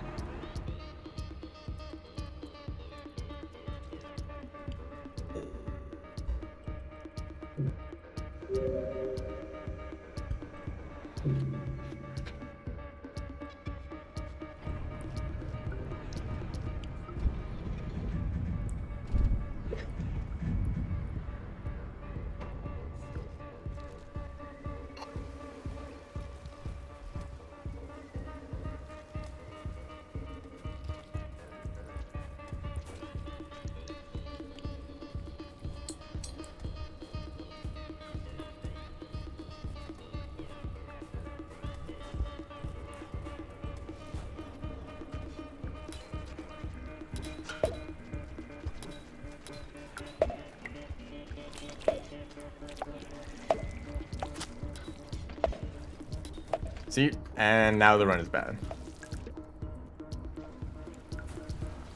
But that was cool. I got the turn storage, but it actually worked out the way that I did it there.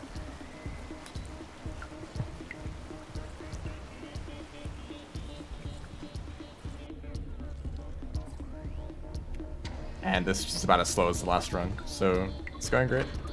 Just because of some scavengers and some snails. And it feels like a blender. You're stuck in the blender with some scavengers and snails popping all the time. And you just hope that you can make out of it alive with your fruits.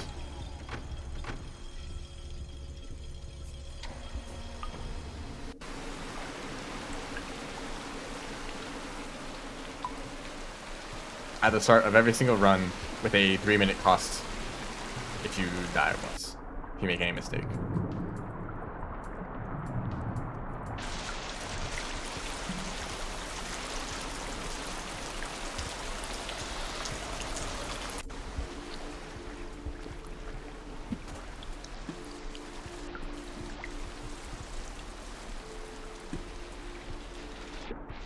That was really bad.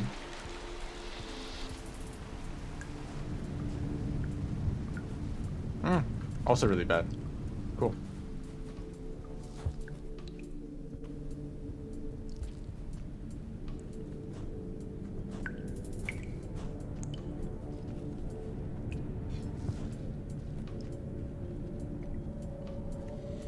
I like how the spiders climb up with you at about the same speed, so that they remain a problem for a while.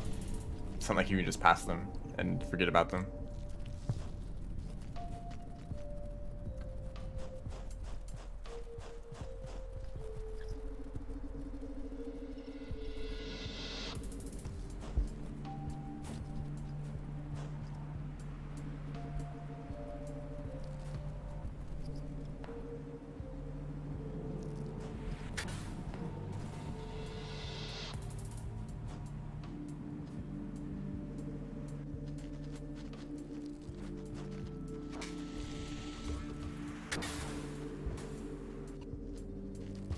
Trying to see if I notice any differences with the cyans.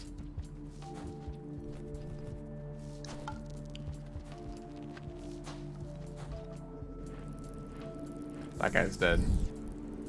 So you can still hear them move around a little bit. And thank you. And thank you.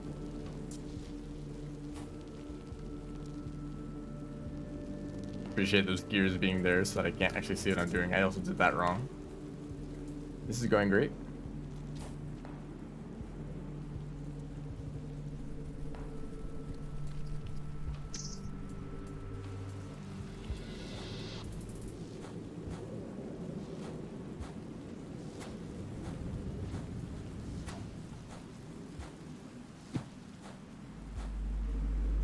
Why are these gears even there? That's a wonderful question. Just on some random floating platforms.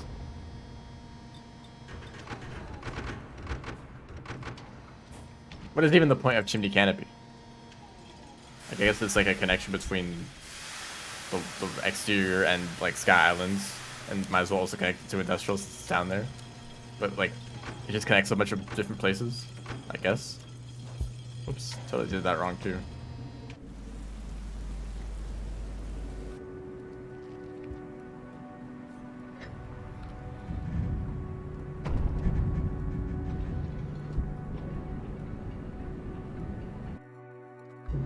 I'm just gonna keep going.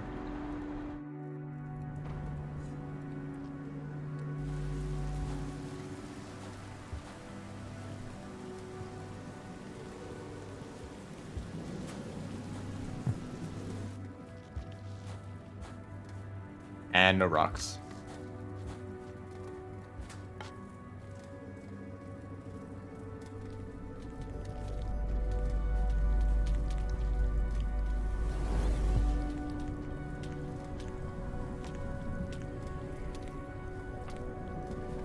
Yeah, the lower parts of chimney make sense.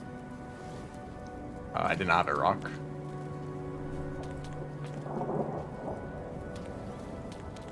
And I guess the tall parts are just to connect to the nearby things.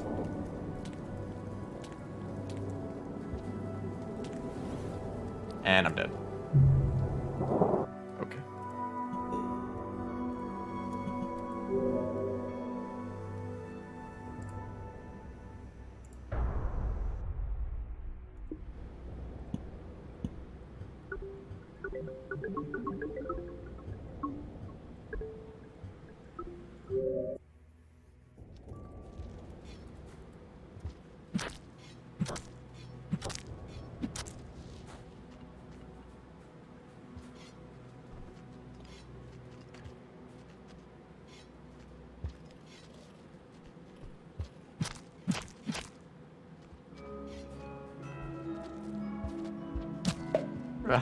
Oh, they don't even get released.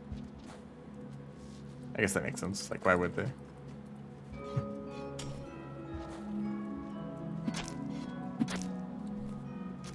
Can I even pick them up? I can. Hey, Green Lizard, I have a treat for you.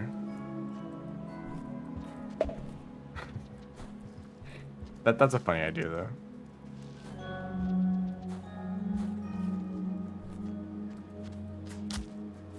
Oh, that doesn't work?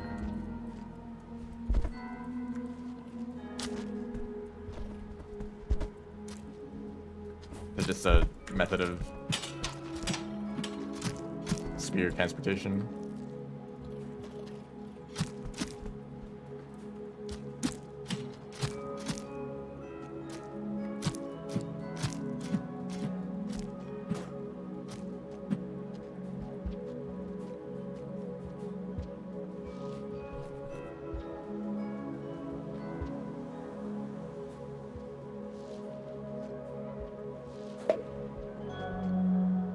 If you haven't seen snail tech, here it is. It's pretty cool. You can do jumps like that.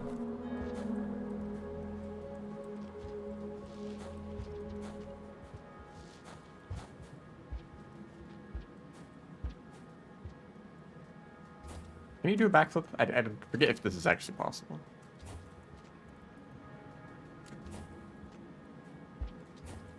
Kind of feels like it isn't, because you're gonna have to go backwards. Maybe if they're pinned. I'm gonna end the stream soon, by the way.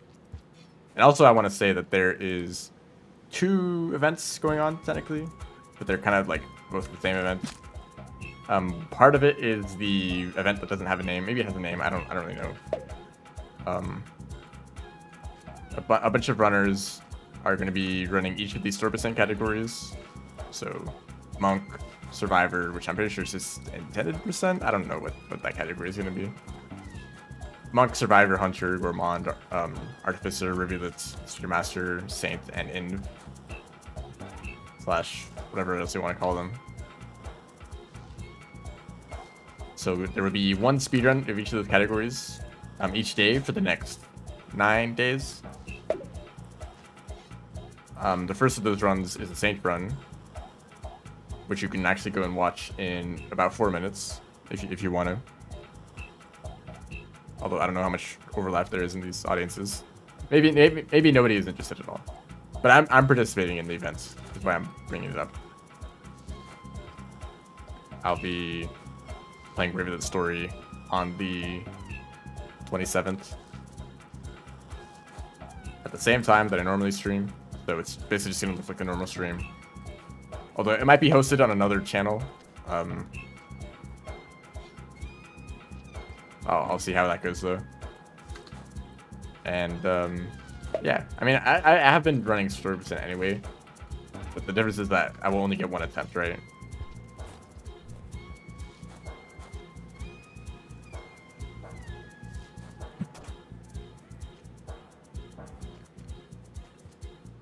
And the whole goal of this event seems to be to just encourage people to try the speedruns. Basically say, hey, look at all these speedruns there are. Maybe you'd be interested in trying them out too.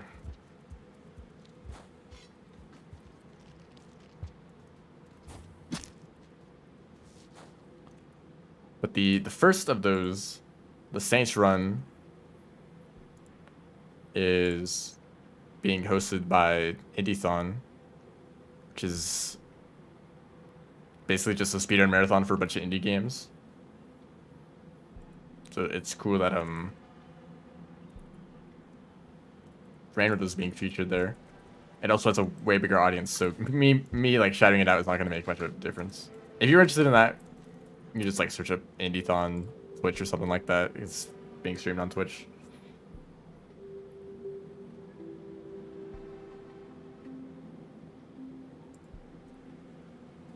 I don't know when that's going to start though, but I think it's pretty soon. Anyway, thanks everyone for watching. I'll be doing more challenges tomorrow. This was just like a quick bit of practice for Riv. So yeah, thanks everyone for watching. See ya.